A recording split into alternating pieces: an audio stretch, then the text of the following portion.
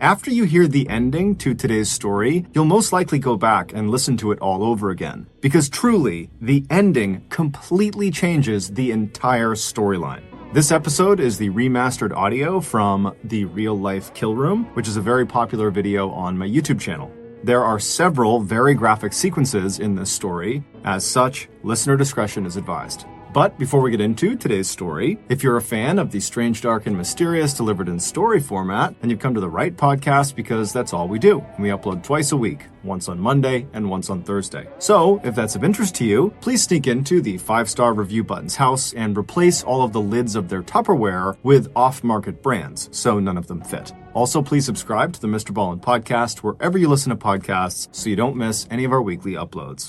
Mark Twitchell had always dreamed of becoming a big-time Hollywood filmmaker. But he knew the odds were stacked against him because he lived in Edmonton, Canada, which was not exactly known for being a movie-making hub.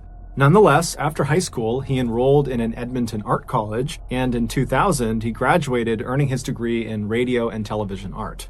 But after college, despite utilizing his training to make several films, none of them generated any buzz beyond his friends and family, and so it seemed like his filmmaking career was turning into a bit of a dud. However, in 2007, Mark had a bit of an unintentional breakthrough.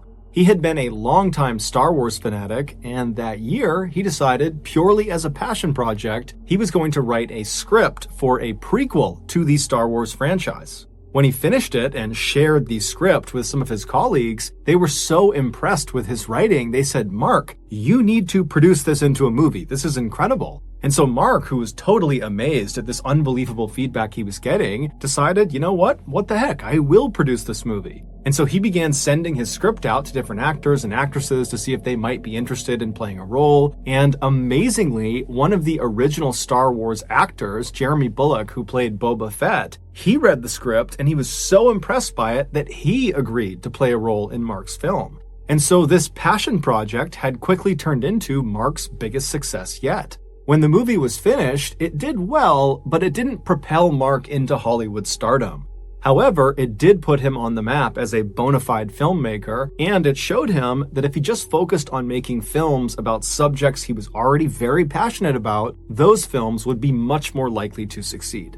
And so in 2008, so roughly a year after creating the Star Wars fan fiction film, Mark decided to embark on another film project around another passion of his, Dexter. Dexter was a very popular TV show about a fictional serial killer whose name was Dexter, and the way Dexter would kill his victims is he would lure them into these small rooms, which he called kill rooms, and inside of them, basically every surface, the ceiling, the walls, the floor, were all covered in plastic sheeting to catch any of the blood, and then he would kill his victims, usually with a knife, and then afterwards he would dismember them and bag up their body, and he would roll up all this plastic, kind of collecting all the evidence, and then he would dump the plastic and the body into the ocean. Mark was obsessed with the show, and so it inspired him to make his next movie be about a killer too. Except instead of it being fiction like Dexter, he wanted his movie to be at least based on real events. And it just so happened, at the time he was thinking about doing this movie, there was this uncaught murderer terrorizing Edmonton, and so Mark decided the Edmonton killer would be his star. Mark would spend the next several weeks obsessively researching the Edmonton killer and his victims and establishing a clear timeline of what had happened with this case. And then after he felt like he had compiled every piece of information he possibly could, he used that research to concoct a 42-page first draft of his script. And as soon as he was done with that first draft, it somehow got leaked. And when it got leaked, the contents of this script were so shocking and so controversial that the script wound up in the hands of the Edmonton police. And when they read the script, they immediately recognized they had a big problem. They reached out to Mark and they told him under no circumstances can you turn this script into a movie, and then the police basically wiped this script off the face of the earth. Today, if you go looking for Mark's script online, you'll basically only find heavily censored versions of it. But recently, I got my hands on an uncensored version of this 42-page script. Now, I'm not going to literally read you this script. However, what I'm going to do is use the script's information to tell you Mark's highly controversial Edmonton killer story. As you listen, remember this story is based on actual events. And so the victims' names and the information about them is real. Okay, here we go.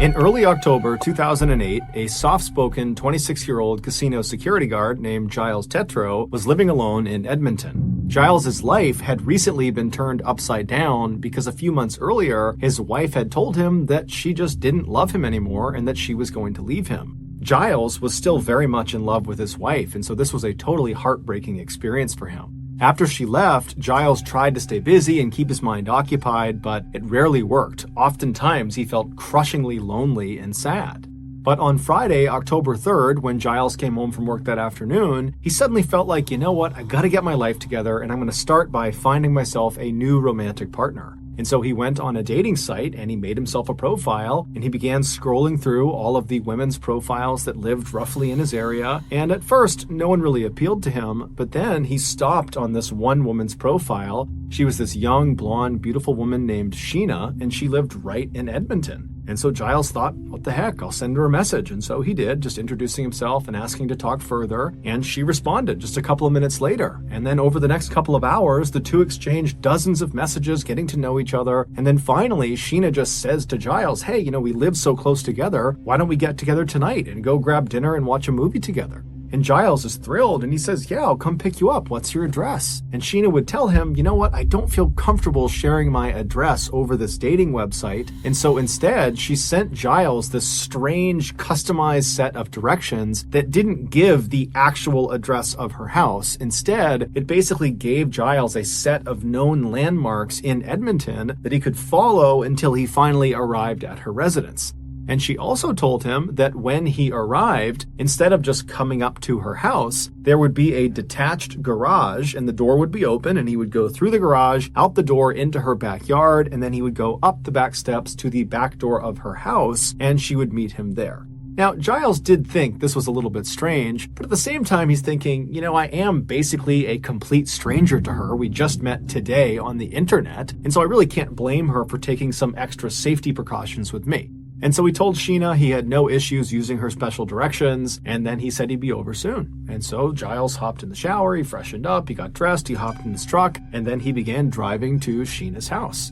After about 15 minutes of following these directions, he reached the end of them, and they placed him in this alleyway in a suburban neighborhood. And where he stopped, he looked off to his right and he saw there was this 2-car garage, and he knew it was Sheena's garage because one of the doors was open like she said it would be, although the door was not open all the way. It was open enough to where he would have to duck to get into the garage, but either way, he knew it was her garage. And so he turns off his truck and he gets out and he tries to look up at Sheena's house behind the garage to see if maybe he can see her looking out the back door. But the detached garage that was right up against the street was kind of blocking his view. And so he thought, okay, whatever, I'll just go in and make my way up to the back steps. And so he walks over to this 2-car garage and he goes to the open side. He ducks down and he goes underneath and he stands up inside of the garage. Now, it was dark inside of the garage, there was no light on, but there was enough light spilling in from the opening of the garage door that he could see there was really nothing in the garage. However, virtually every surface, the walls, the ceiling, the floor, was covered in plastic sheeting.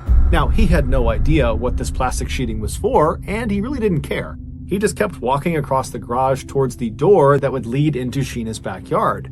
And when he reached that door, he reached down to the door handle and he was about to turn it when he felt a blinding pain in the back of his neck. He whipped around, and even though it was dark inside of this garage, he could clearly see this huge man in a black and gold hockey mask standing right in front of him, holding a stun baton. Giles tries to run past him to try to get out of the garage, but the man grabs him and then takes his stun baton and drives it into Giles' stomach, and he pulls the trigger. And immediately, Giles feels this coursing pain in his torso, and he falls to the ground, and then this man in the mask releases the trigger, and Giles tries to scramble up to his feet to try to run out of the garage. But as soon as Giles turns around, he stops where he is because he sees this huge guy in the mask is standing between him and this open garage door, and he's now holding a gun in his hand and he's aiming it right at Giles. And so Giles freezes. He has no idea what's going on, and this man who's got this mask on barks at Giles to get on the ground and put your face on the ground. And so Giles at this point is thinking, I'm going to get killed in here. I have nothing I can do. I'm completely defenseless here. And so he just does what he's told. And he lies down on the plastic sheeting and he's totally terrified. And this man walks over and he puts a piece of duct tape over Giles's eyes. And so as he's laying there blind and terrified, Giles becomes very emotional. He suddenly longs for his ex-wife and for his family and his friends. He wishes he could see them just one more time, and he knows he's not going to. Then, as he's laying there, he's coming to the stark realization that he didn't tell anyone where he was going. And so if this masked maniac does kill him, who's going to find his body? Will his family and friends ever know what happened to him? So as he's laying there thinking of these horrible thoughts, he hears his attacker, who's several feet behind him, start fiddling with what sounds like chains or handcuffs. And Giles thinks to himself, if I get chained up in here, I really am done. And so he has this sudden surge of adrenaline where he thinks to himself, I'm going to get killed in here. I know it. I'm going to get killed. But if I'm going to die, I'm going to die on my terms. And so Giles takes a deep breath and then jumps to his feet, rips the tape off of his eyes. He turns around and he faces his attacker and he says, I'm not going to do this. I'm not going to go out this way. And the attacker is totally surprised, but he just begins to raise his gun at Giles to shoot him. And Giles lunges forward and he grabs the barrel of the gun and he pushes it away from him. And as soon as he does that, Giles realizes something. The gun is made of plastic. It's fake. And so Giles is suddenly so confident, he grabs the arms of his attacker and he tries to kick the guy in the legs, but the attacker is so much bigger and stronger than Giles that he just headbutts Giles. Giles goes flying to the ground and his attacker jumps on top of him and begins punching him and slamming his skull into the ground. But Giles is so high on adrenaline, he can't feel any of the blows. All he's trying to do this whole time as he's getting pummeled is just find a way to stand up and run out of this garage. Just get out, escape. And amazingly, against all odds, he does manage in between blows to wriggle his way out of the attacker's grasp. But as he begins to run towards that opening in the garage door, the attacker grabs him by the jacket. And so Giles twists himself and he actually comes out of the jacket. And then he throws himself onto the ground and he rolls out of the garage. And as soon as he is free, he suddenly can't stand up. The stun baton, he didn't feel it before, but it had sapped all of his strength, but the adrenaline had kind of overridden that feeling. But here he is outside and he suddenly can't stand up. And so he's trying to stand up, and then the attacker, who's still inside, dives down, reaches out from underneath the garage and grabs Giles by the ankle and begins trying to pull him back into the garage. And so Giles is kicking and screaming and punching, and he finally breaks free. And then he has another surge of adrenaline, and he stands up and just begins running down the alleyway. Doesn't even go to his car. He just starts running towards, hopefully, civilization. And he makes it a couple of houses before he collapses to the ground in this very busy walking trail. And so he's landed right in this intersection where he's hoping someone's going to be. He turns back and looks down the alleyway, and he sees his attacker, who's now on the road. He's got the mask still on his face, and he's charging up the road. Giles can't even get up. He's so tired, but Giles looks to his side and he sees there's this random couple walking down the walking path. They see Giles on the ground who's calling out for help, and they run over to him and they get right in front of Giles, and Giles immediately points at the attacker coming down the alleyway and says, he's trying to kill me. And the attacker amazingly just jogs right up to Giles, right up to the couple. He does not take his mask off, and he acts like he's friends with Giles and says, oh, come on, Frank, you're making a big deal out of it. It's a game. Come back to the garage. I'll meet you there. And then the attacker just turns around and walks back down the alleyway back towards his garage. And so Giles turns and looks up at the couple, who are totally freaked out by this whole situation. They don't know if this is some weird setup that they're going to get robbed or something. They don't know if this is a hoax. And so they say, hey, you're on your own, pal. And they turn and they leave. And so Giles is left in the middle of this intersection. The only people that could have helped him are now gone. And so he rolls over and just looks down the alleyway in the direction of the garage. And he can actually see his attacker pacing back and forth inside of the garage because that door is partially open. And so Giles doesn't know what to do. He has to get to his truck to get out of here. And so he just sits there for a couple of seconds, just watching the attacker, making sure he's staying inside of the garage. And then finally, he just took a deep breath. He pulled himself up and he stumbled down the alleyway. He got in his truck, fired it up, and he peeled out of there. When Giles got home, he was obviously traumatized from this horrible thing that had just happened to him, but he also felt embarrassed and kind of ashamed that he had clearly just gotten catfished by the psycho in the garage. Obviously, Sheena, the woman he supposedly was talking to, was not real. It was that guy in the garage that had attacked him, but he didn't really understand why it had happened. He had no idea why anyone would target him, and so the whole situation was just such a mess. He decided, you know what, I'm not going to tell anyone. He didn't report it to the police, he didn't tell his friends, he didn't tell his family, he just decided he was going to move on and forget about it.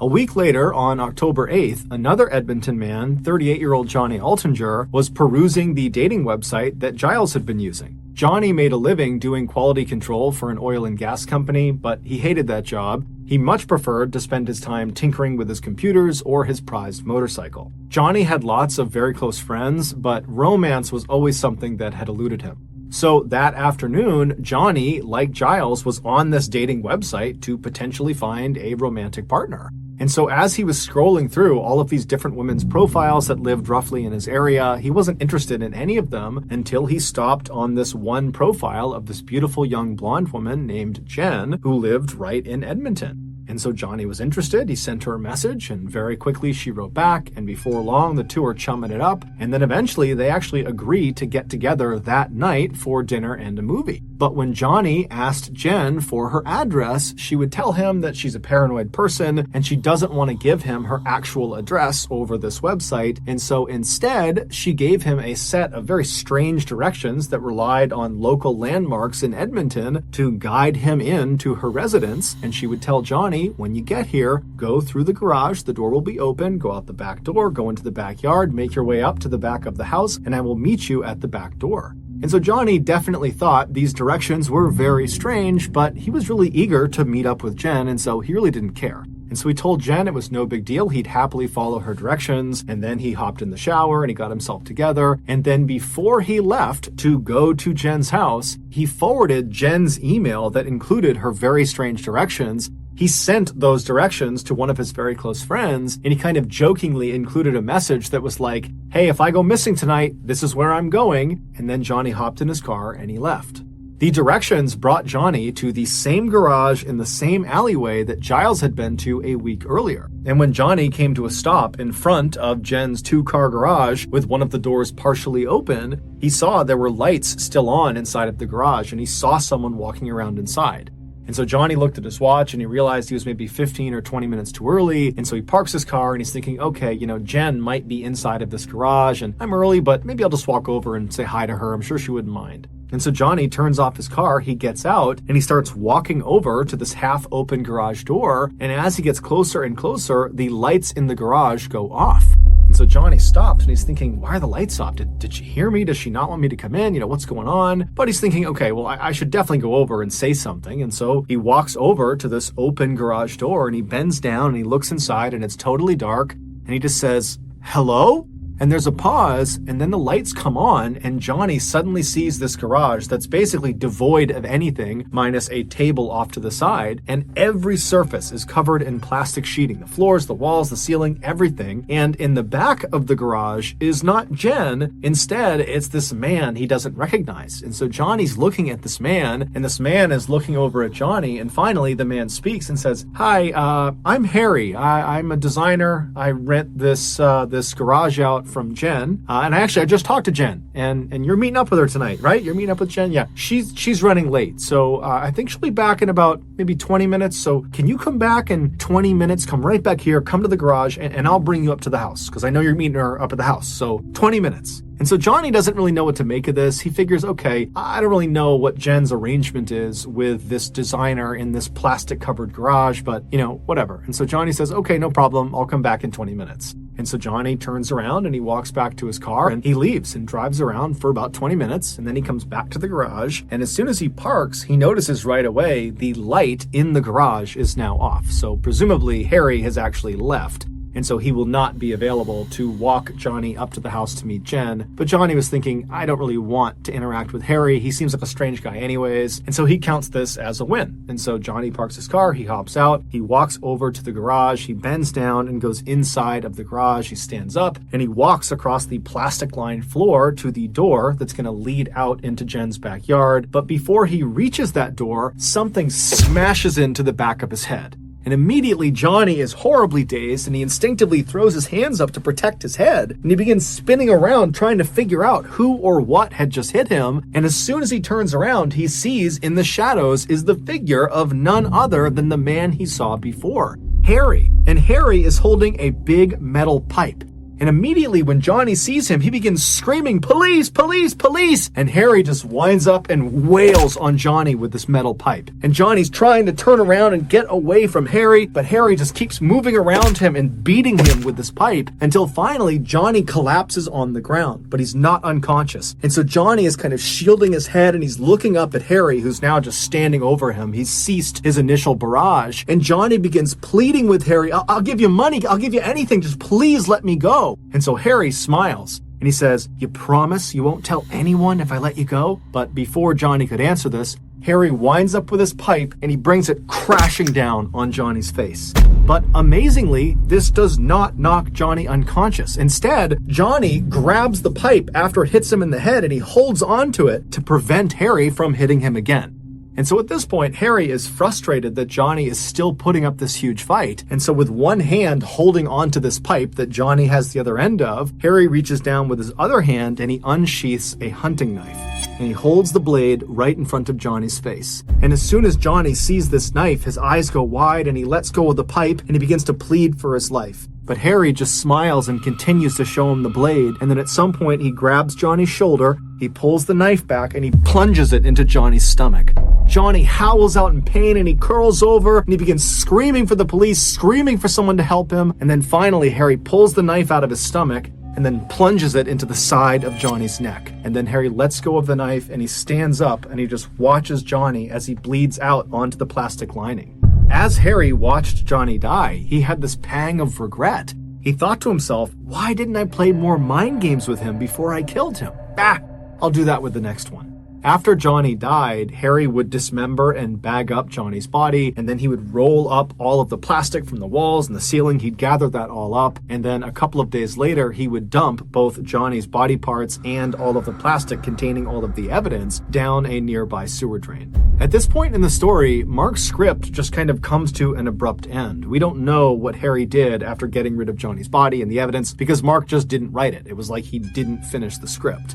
And there's a reason for that, and it's the same reason the police stepped in and stopped Mark from making this script into a movie. At the time they read his script, the police had already figured out who owned the garage where Giles and Johnny were attacked. Johnny's friend, the one who Johnny had forwarded Jen's email that had those strange directions, well, that friend gave those directions to the police once Johnny had been reported missing. And so the police followed these strange directions to this garage, and they discovered it was not owned by some young, beautiful blonde named Jen or Sheena. It was not owned by some designer named Harry. It was owned by a young, up-and-coming filmmaker named Mark Twitchell. But to this point, Mark had been extremely cooperative with police and allowed them to search it, and they found nothing. And he explained to them he was not remotely the only person with access to this garage, not by a long shot. But when police searched Mark's laptop, they found a hidden document, and this document was his 42-page script. And when they read it, they saw there was a huge issue. Giles, the first victim of the Edmonton killer, had eventually gotten over his embarrassment and shame, and he went to the Edmonton police and he told them in detail what happened to him inside of that garage. But Giles was so scared he had not told anybody else what had happened. The only people who knew were himself and the Edmonton police. Yet somehow, in Mark's script, the account of what happened to Giles was exactly correct. Every little detail of what happened to Giles was encompassed inside of this script. And the reason Mark had this information is because Mark was in the garage when Giles got attacked. Because Mark was the Edmonton killer. Mark had been so desperate to make his killer in his new movie as good as Dexter in the TV show that Mark decided he needed to literally become Dexter in real life. He needed to know exactly what it felt like to lure an unsuspecting victim into a kill room and murder them so that he'd be able to more accurately write about it in his script. He believed this would put his movie over the top. It would be the most authentic killer movie ever, and it would be his ticket to Hollywood. And so after Mark used a fake dating profile to trap and then attack Giles, after that experience, he wrote about it, and that became his script. And then when he did the same thing to Johnny and then actually successfully killed and disposed of him, he sat down and wrote about that experience too and tacked it onto the end of the Giles attack. He was literally living his movie and writing the script in real time. The title that Mark gave his script was SK Confessions, which stood for Serial Killer Confessions. And that's exactly what the script was. It was a real confession. And based on the way his script just kind of abruptly ends without any sort of conclusion, it seems fairly obvious that Mark was planning to kill more people and then incorporate those experiences into this script. Ultimately, though, the script that was found by police was used to convict Mark of murder, and he is currently serving life in prison.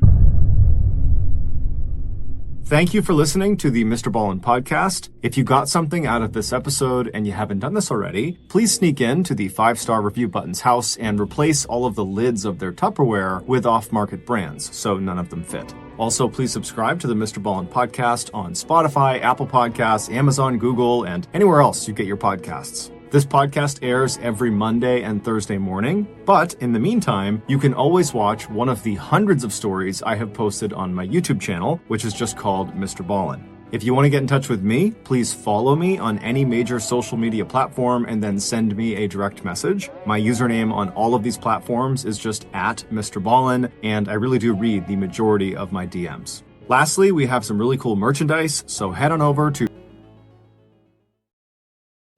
Today's story is the remastered audio from His Victims Had to Play His Evil Game, which is a very popular video on my YouTube channel. The ending to this story is based on a killer's first-hand testimony. It is graphic and very distressing. As such, listener discretion is advised. But before we get into today's story, if you're a fan of the strange, dark, and mysterious delivered in story format, then you've come to the right podcast because that's all we do, and we upload twice a week, once on Monday and once on Thursday. So, if that's of interest to you, please secretly teach the 5-star review button's pet parrot to scream obscenities every time the 5-star review button is on a work call. Also, please subscribe to the MrBallen podcast wherever you listen to podcasts so you don't miss any of our weekly uploads. 1982, 2 off-duty Alaska police officers were off hunting in a very remote section of Alaska about 20 miles away from Anchorage. The only way to get out to this area was by plane or by boat, and so generally speaking, the only people that came into this area were big-time hunters. After a long day, the 2 men realized it was starting to get dark and they were still deep in the woods, and so they decided it was time to turn around and start heading back to camp. The journey through the woods was challenging, and so the men walked down to the nearby Kinnick River and walked across an exposed sandbar. And as they walked, they noticed up ahead there was a boot sticking out of the sand. And as they got closer, they realized it wasn't just a boot. There was also a human leg bone still in the boot. Being police officers, they knew the importance of not disturbing a potential crime scene, and so instead they marked on the map where they were, they left the area, and they reported the body to their department. The following day, crime scene technicians came out to that remote area, and they very carefully unearthed the remains, which still had women's clothing on them, and then afterwards they began searching for evidence in the area, and eventually they discovered a single shell casing that was a .223 caliber round, which is a common caliber for hunting rifles. The remains were sent back to the lab for an autopsy, and it was revealed this person was a female and she had most likely died at least 6 months earlier. And she had almost certainly been the victim of a homicide because she had died from 3 gunshot wounds. Also during the autopsy, it was discovered that there were no bullet holes on any of her clothing, and so it appeared that she had been shot without her clothes on, and then her killer presumably redressed her. Also, they found a hospital bandage wrapped up in her clothing that appeared to have been wrapped around her head, leading some to speculate that she had been blindfolded before she was shot. A couple of weeks after the autopsy, dental records came back and they identified the body as belonging to 23-year-old Sherry Morrow. Sherry was an exotic dancer from Anchorage who had been reported missing 10 months earlier. In her missing persons report, it was stated that the last thing she told her friends was she had been offered $300 to have pictures taken of her by a professional photographer, and she was going to meet this man right before she disappeared. While police were fairly certain that Sherry's killer was this so-called photographer, they had no evidence that would allow them to search for this person. They had nothing. All they had was this shell casing that was commonly used amongst hunters. And there's lots of hunters in Alaska. So the police reported the finding of Sherry's body to the media in hopes that when they put that out to the world, that someone from the public would reach out with more information. During the police's press conference, one of the reporters asked them, do you think Sherry's death is connected to the other unsolved deaths in that part of Alaska? What they were referencing was 2 years earlier, 2 other women's bodies had been discovered in that rough area where Sherry had been found. One of the women was so badly decomposed there was no way to identify her. However, it was revealed she was probably in her late teens or early 20s. The other woman was able to be identified. It was 24-year-old Joanne Messina, who was an exotic dancer from Anchorage. But there was virtually no evidence at either of the 2 women's grave sites, and so their deaths remained a mystery. Publicly, at this press conference, the police told reporters that they did not believe Sherry's death was connected to those 2 other women. But privately, some officers had their suspicions. Not only had these 3 women met similar fates in a similar area, but over the past couple of years, there had been a significant increase in missing people out of Anchorage, Alaska. And most of these missing people were young women that were either exotic dancers or prostitutes. This convinced many officers that they were dealing with a serial killer, but there just wasn't any evidence to actually prove it, so they couldn't come out and say it publicly. Over the following year, no new information came out about Sherry Morrow or the other 2 deceased women that had been found in that same area, and so all 3 of their cases just continued to languish. Meanwhile, more and more exotic dancers and prostitutes were going missing out of Anchorage, and no one knew why. Then, on June 13th, 1983, the police got a break.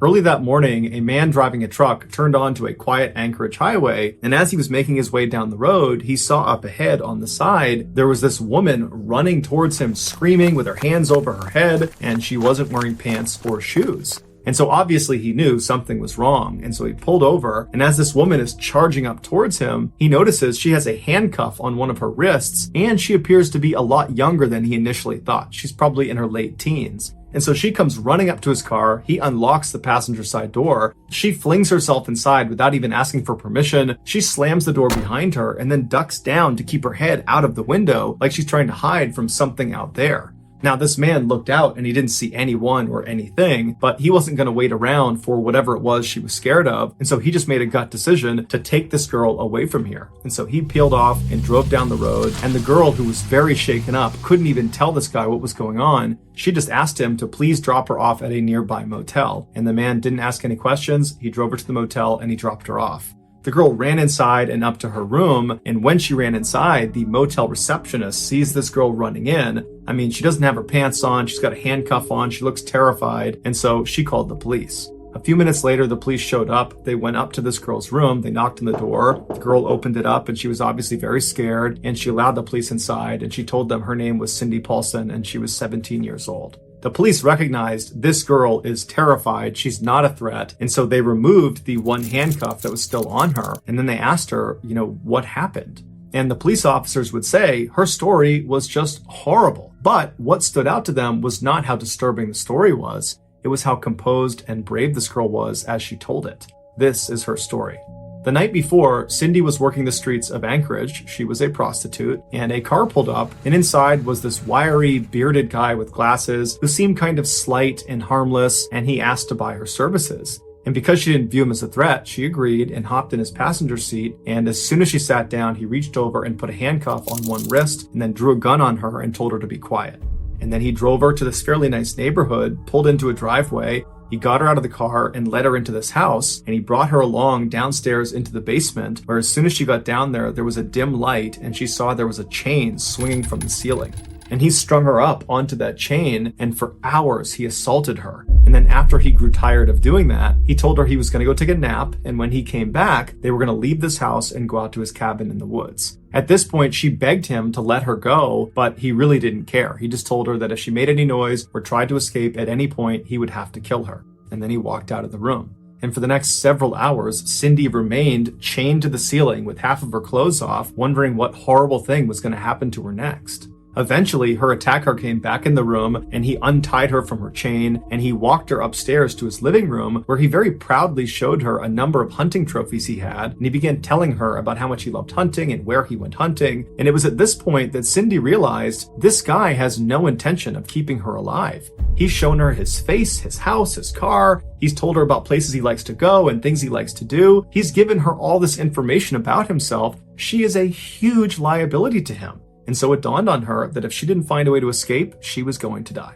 After the trophy tour, the man led Cindy back out to her car, he put her inside, and then he drove to a nearby small airport where he said his plane was. And so he pulled over to their hangar, he got her out of the car, and he put her inside of the plane. And as Cindy is sitting in the plane, she's watching this guy load gun after gun and bag after bag of what looks like military supplies into this plane. And so she knows that this is the moment. I have to escape right now because as soon as this plane takes off, I'm done for. And so at some point when this guy went over to his car to get something and his back was turned to her, she jumped out of the cockpit of this plane, she fell to the ground, she got up and just began running out of the hangar. And she managed to get out of the hangar and began turning the corner and running towards this forest right as she hears this guy charging after her, screaming that he's going to catch her and kill her. And so she just keeps running for her life all the way into this forest, all the way to that highway before she finally stopped and turned around and she saw the man had stopped following her. This is when she went onto the highway and she flagged down the guy in the truck who brought her to the motel. The police were shocked by her story. It sounded totally unbelievable, but she was so genuinely scared and so detailed that they believed her. And so they told her they would have to bring her to the hospital, and on their way to the hospital, she demanded they go back to that airport that she had been held at so she can try to identify the hangar she had been in, and hopefully the plane would still be in there.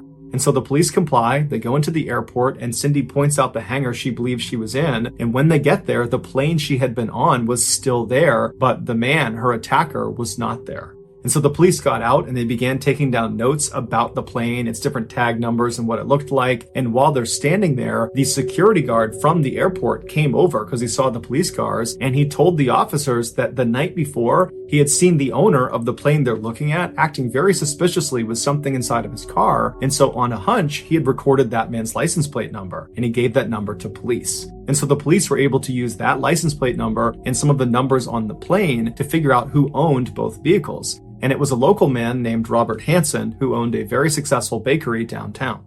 After dropping Cindy off at the hospital, the police officers decided to pay a visit to Robert Hansen at his house. When they got there, Robert was actually pulling into his driveway right at the same time, and they saw his car matched the description that Cindy had given of his car. And then when Robert got out of his car, he matched the description that Cindy had given of her attacker. When Robert saw the police parked outside of his house, he immediately invited them over and said, what can I help you with? And the police said, we'd like to talk to you. Can we go inside? Robert invited them inside, and when the police went into his house, it matched the description that Cindy had given of his house with all the hunting trophies everywhere. And so they sat down and they asked him what he was doing the night before, and he said he had spent the night with some friends, and he had their contact information, and if you needed to talk to them, you could, but they would say he was with them. When the police asked if they could have a look around his property, Robert immediately consented and said, you can look anywhere you want. And so the police searched his property, but found no signs that Cindy had been attacked there.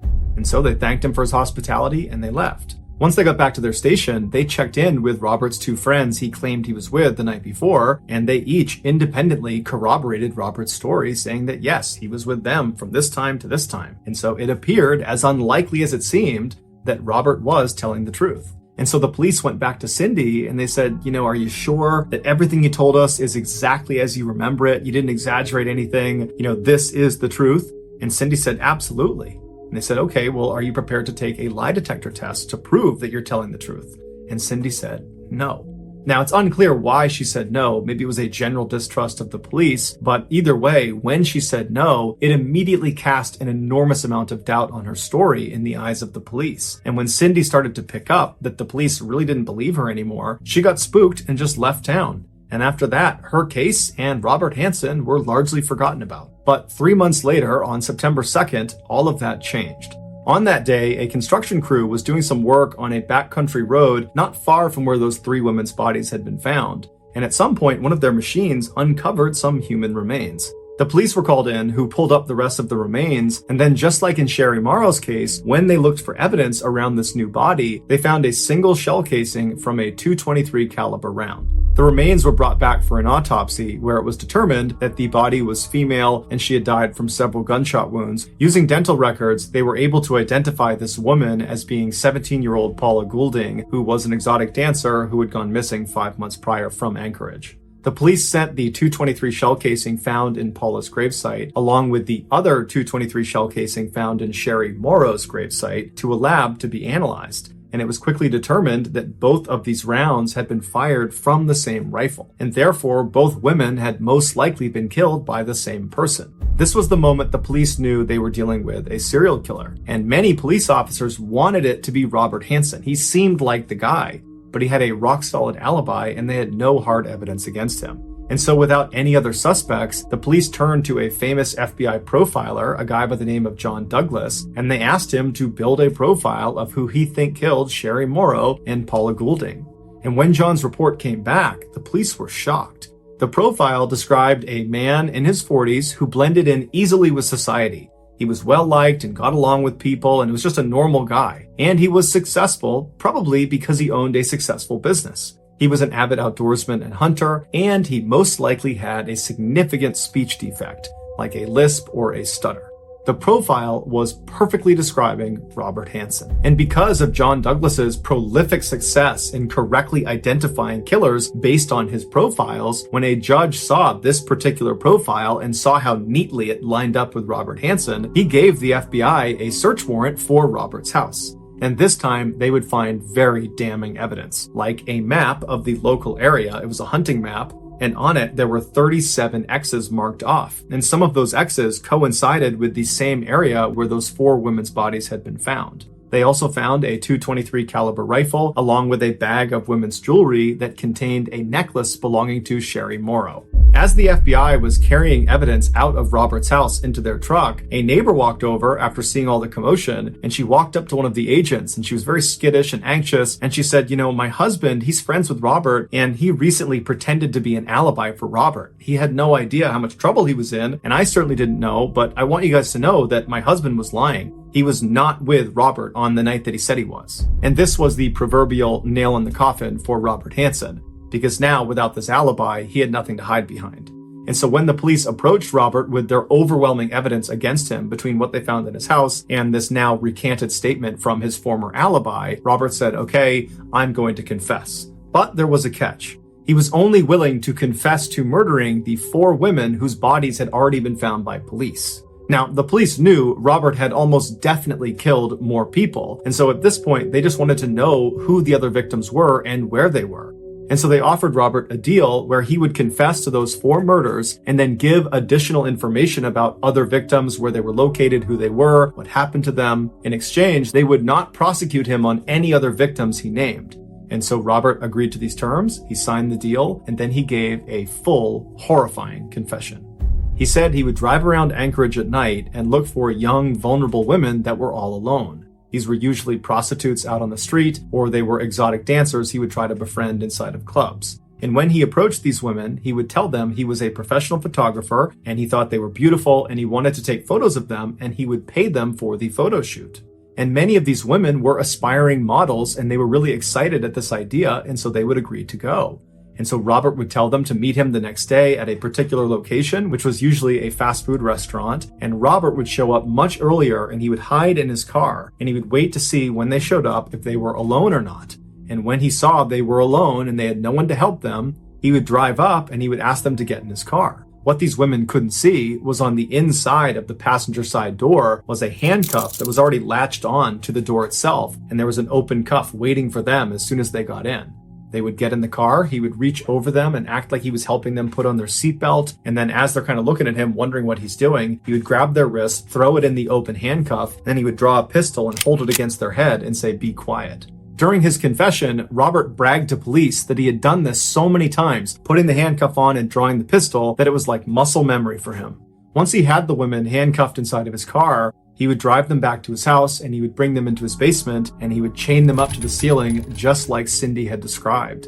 And then after assaulting them for hours, he would take them out of his basement, put them in his car, drive out to the airport. He would put them in his plane, but unlike Cindy, these women didn't escape. And he would take off and he would fly them out to his cabin, which was not far from where those 4 bodies had been found. Once he got the women into his cabin, he would undress them and put a blindfold on them, and then with their handcuffs still on, he would assist them out the front door and tell them to run. And they would take off as fast as they could into the woods, running into trees, falling over, but just running for their lives, believing their ordeal was now over. They just had to get away from this guy. But what they didn't know is their ordeal was just starting. Robert had no intention of allowing them to escape. He knew there was deep water that surrounded his cabin, and so if they actually made it that far to the water's edge, they would drown. And so Robert would give these women a significant head start to give them the sense that they actually might escape. And then Robert would grab his knife and his hunting rifle, and he would head out and begin stalking his prey.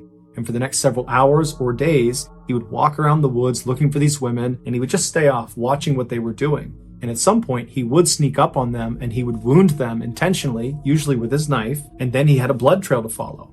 And he would follow these dying women who were screaming out for help. And at some point, these women would know they were going to die. There was no hope for them, and they would collapse or they would stop. And at that point, Robert would walk up to them and he would shoot them.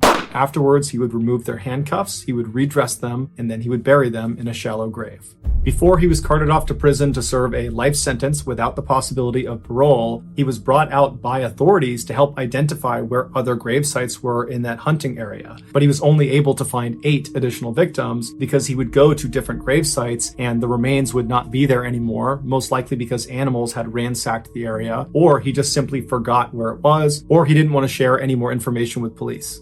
Robert never confirmed if all 37 of those X's on that map that was found are actual sites of victims that he buried. But investigators say that's exactly what they were, and in fact, many believe there are other maps with more X's on them. But the police could only confirm 17 victims. If there were more, we probably will never know, because in 2014, Robert died in prison and he took those secrets to the grave. Thank you for listening to the MrBallen podcast. If you got something out of this episode and you haven't done this already, please secretly teach the 5-star review button's pet parrot to scream obscenities every time the 5-star review button is on a work call. Also, please subscribe to the MrBallen podcast on Spotify, Apple Podcasts, Amazon, Google, and anywhere else you get your podcasts. This podcast airs every Monday and Thursday morning, but in the meantime, you can always watch one of the hundreds of stories I have posted on my YouTube channel, which is just called MrBallen. If you want to get in touch with me, please follow me on any major social media platform and then send me a direct message. My username on all of them is just @MrBallen. Lastly, we have some really cool merchandise, so head on over to Shop MrBallen. On March 22, 2003, a highly intelligent, very successful couple decided to play a game. The game was very involved and required handcuffs and blindfolds and heavy chairs, but once they were in position, the couple got the hang of it quickly and thought it was kind of fun. But after playing for a little while, something very unexpected happened, and before either of them could comprehend it, a scream filled the apartment. Then there was silence. This story is a wild ride with one of the strangest conclusions we've ever covered on this show, so make sure you stick around to the end. But before we get into today's story, if you're a fan of the strange, dark, and mysterious delivered in story format, then you've come to the right podcast because that's all we do, and we upload twice a week, once on Monday and once on Thursday. So, if that's of interest to you, please tell the 5-star review button that you'd love to go to their dance recital, but show up to it in disguise so they don't recognize you and have to spend their whole performance searching the crowd in vain for you. Also, please subscribe to the MrBallen podcast wherever you listen to podcasts so you don't miss any of our weekly uploads. Okay, let's get... It was May 2000, and at the age of 32, Sheila Davalu was on her way up in the world. Tall and elegant, with thick black curly hair and a wide smile, Sheila had just landed a new and highly paid job with Purdue Pharmaceutical Company in Stamford, Connecticut. At that time, Purdue Pharma was one of the most successful drug companies in the United States, and so they were only hiring the best and brightest applicants. And Sheila was certainly that. She was absolutely brilliant and held an undergraduate degree in biochemistry as well as a master's degree in public health. But it wasn't just work that was going well in Sheila's life. On May 28th, shortly after she started her new job at Purdue Pharma, managing the company's medical coding department, Sheila got married to her longtime boyfriend, 32-year-old Paul Christos. Paul was just as brilliant as Sheila, having earned several college degrees, including 2 advanced science degrees from New York Medical College, which is located about 40 minutes outside of New York City. And it was while Paul was studying at New York Medical College in 1994 that he met Sheila. She was also studying at the prestigious school. Sheila had joined a small private study group that Paul was leading to help pay his college tuition bills, and quickly the pair realized they had a lot in common. Both of them were extremely smart and well-educated, they both loved science and research, and they both were living with their parents at the time. Paul's mom and dad lived about 20 minutes away in White Plains, New York. Sheila's family lived a little farther north in the wealthy enclave of Yorktown Heights, where the median income was a whopping $100,000. Paul would later say that when he first saw Sheila in his study group, he was instantly attracted to her. There was something exotic about her dark eyes and olive complexion, and he loved the tiny gap between her 2 front teeth. Paul was also impressed that Sheila spoke French and Italian, as well as English. Within a few weeks of meeting each other at the study group, Paul and Sheila started spending more time with each other outside of the group. At first, they were just friends who enjoyed talking with each other and going on walks, but by the time Sheila graduated with her master's degree in 1998, the couple had fallen in love and gotten engaged. The pair wed on May 28th of 2000, right around the time Sheila landed her new job with Purdue Pharma. The wedding had gone off exactly as Sheila had planned, a small celebration with just 70 members of their family and friends. And afterward, the couple returned to the beautiful condo Sheila's parents had recently purchased for them in the upscale little town of Pleasantville, New York, just 40 minutes away from Purdue Pharma in Stamford. The only person who had been missing from the wedding was Sheila's younger and very mentally unstable brother, who suffered from severe schizophrenia. Schizophrenia is a mental illness that can cause episodes of psychosis, delusions, and paranoia. In fact, at Sheila's discretion, her family had not even told her brother that she was getting married. Sheila spent a lot of time with her brother, and she was concerned that if her brother found out that she was married, he might worry that she was going to abandon him. And so, in order to protect her brother, Sheila had said it was important that he didn't meet or see Paul until she and her family were certain he could handle it. And Sheila said that might actually never happen. But as strange as this was, Paul wasn't that concerned. He figured in time he would surely get a chance to meet his brother-in-law and that everything would be fine. So the newly married couple settled into their new life together in their new condo, excited to spend more time together. But pretty much right away, they both got sucked into their respective careers and other interests, and so they actually didn't see each other very much. By September 2000, just 4 months after he and Sheila got married, Paul had started work on another advanced degree, this time a doctorate in epidemiology at Columbia University in New York City. Epidemiology is the study of how often diseases occur in different groups of people and why. In addition to his own studies, Paul was also teaching undergraduate classes 2 evenings a week at Columbia. Meanwhile, Sheila, who was just as ambitious as her husband, threw herself into her new job at Purdue Pharma. She also joined a local volleyball league in order to stay in shape. Neither Paul nor Sheila were ever big socializers or drinkers, but Sheila, in an effort to make some friends at work, had begun joining some of her coworkers at a local bar in the evenings after work. But most nights after work, Sheila preferred to just come home and curl up with a romance novel or watch her favorite TV show, a romance comedy called Friends.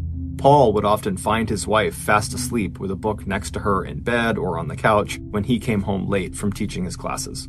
By spring of 2001, almost a year after she had started at Purdue Pharma and after she and Paul had gotten married, Sheila told Paul that she wanted to start having her brother come by their condo more often so she could spend some time with him. Since her brother still had not been told about Paul, these visits were a major inconvenience because in preparation for them, Paul and Sheila had to make it seem like Paul didn't exist. Sheila would take down all of their wedding pictures and other pictures that had Paul in them, and Paul would have to pack up all of his personal effects and anything else that might be connected to him that was in the condo. And then he would head to the local Marriott hotel where he would stay until the brothers' visit was over.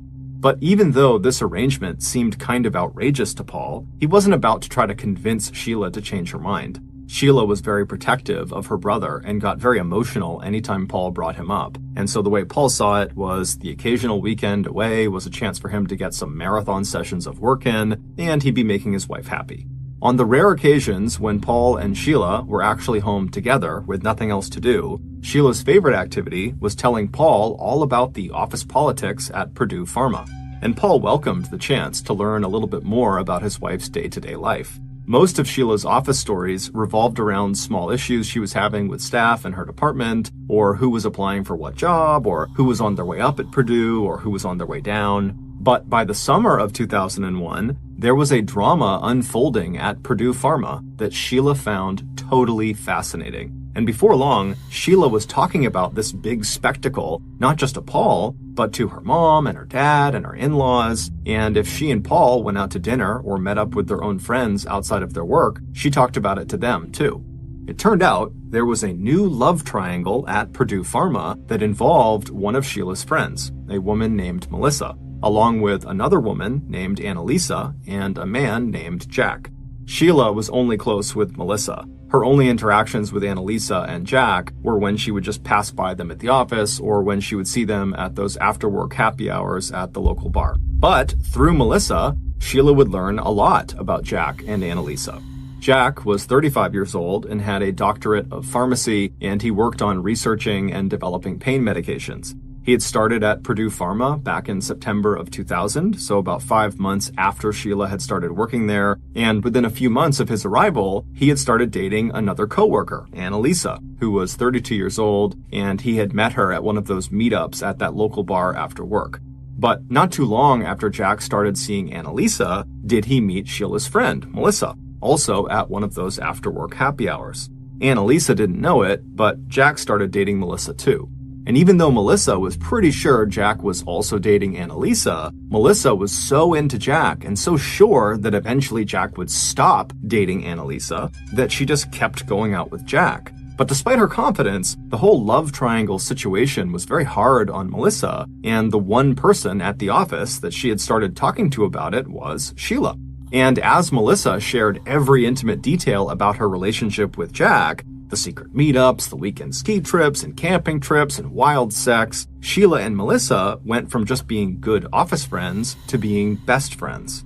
At first, Paul was pretty interested in this love triangle that Sheila kept talking about. He also felt flattered when Sheila began seeking his insights about Jack. Why would Jack see two women at the same time? Why does Jack like one more than the other? Did Paul agree with Melissa that eventually Jack would choose Melissa over Annalisa? Paul's advice for Melissa was just to talk with Jack, or talk with Annalisa and let her know that Jack had been cheating on her. But Sheila told Paul that Melissa still held out hope that Jack would come back to her, and if she told Annalisa that Jack had been cheating on her, then Jack would just be angry at Melissa. Paul started to feel like his wife was just pretty much ignoring all of his advice, and Paul was starting to worry that Sheila was maybe getting a little bit too involved in her friend's drama, because pretty soon it seemed to Paul and to Sheila's other friends that this love triangle was literally all Sheila ever wanted to talk about. It had become like a real-life soap opera, a reality TV show that his wife found much more interesting than her weekly episodes of Friends or her romance novels. Now, when Sheila's brother would come to visit them, Paul couldn't wait to pack up his stuff and head for the Marriott Hotel because he was sick and tired of hearing about Jack and his two girlfriends. But this love triangle drama was only just getting started. In the first half of 2002, two things happened that kicked the gossip mill at Purdue Pharma into high gear. In February, Annalisa, who had worked at Purdue Pharma for several years and was a very popular and promising employee, got a job with another pharmaceutical company in New Jersey called Pharmacia. When this happened, Melissa was very hopeful that Jack would finally just break it off with Annalisa because Annalisa would likely have to move 2 hours away to where her new office was located. But shortly after getting this new job at Pharmacia, Annalisa had arranged with her new employer to do most of her work from her condo in Stamford and only drive to New Jersey for important meetings, meaning Annalisa would still be in town and so could still see Jack. And worse than that was that Jack seemed to be getting tired of Melissa. Around the time Annalisa started this new job, Jack told Melissa that he wanted to spend more time with Annalisa, although he did still continue to see Melissa, just not as often. To Melissa, this could mean only one thing. Annalisa must be pressuring Jack to get married and settle down with her. And apparently, that pressure worked because in the summer of 2002, Jack delivered a crushing blow to Sheila's friend Melissa. He told her that he wanted to break off their relationship completely. And Melissa would find out that not long after this breakup, Jack was spending most nights not with his roommates in Stamford, but with Annalisa at her condo that overlooked the Long Island Sound. And now that Annalisa wasn't an employee of Purdue Pharma, she and Jack felt like they could be more open about their deepening relationship. So now Melissa's own coworkers knew that Jack and Annalisa were a couple. And even though Melissa put on a good public show of taking this news in stride, even telling Jack that, oh yeah, what we had was just a fling, Sheila would tell Paul that her friend was actually devastated and humiliated, and that Melissa was having a lot of trouble letting go of her feelings for Jack. Not long after this, Sheila asked Paul if she could have his old pair of night vision binoculars and his eavesdropping equipment. These items were leftovers from Paul's college days when he and his buddies were big fans of The X-Files, the popular 90s science fiction TV show about extraterrestrial life and mysteries that have no rational explanation. When Paul asked Sheila why she needed these things, she told him that Melissa was going to start staking out Annalisa's property to see what she and Jack were up to, and that she, Sheila, was going to go with her, and so Paul's equipment would help them spy on them. Paul was a little alarmed, but considering how intense this love triangle drama seemed to be, he wasn't all that surprised. And so, against his better judgment, he told his wife she was welcome to use his things. In addition to spying on Annalisa's property, Melissa also began listening to Jack's voicemails. She had somehow got his password, and she had even begun using the information she got in his voicemails to show up at places she knew Jack was going to be. Melissa had even arranged one time to run into Jack at an airport and flew back home in the seat right next to him.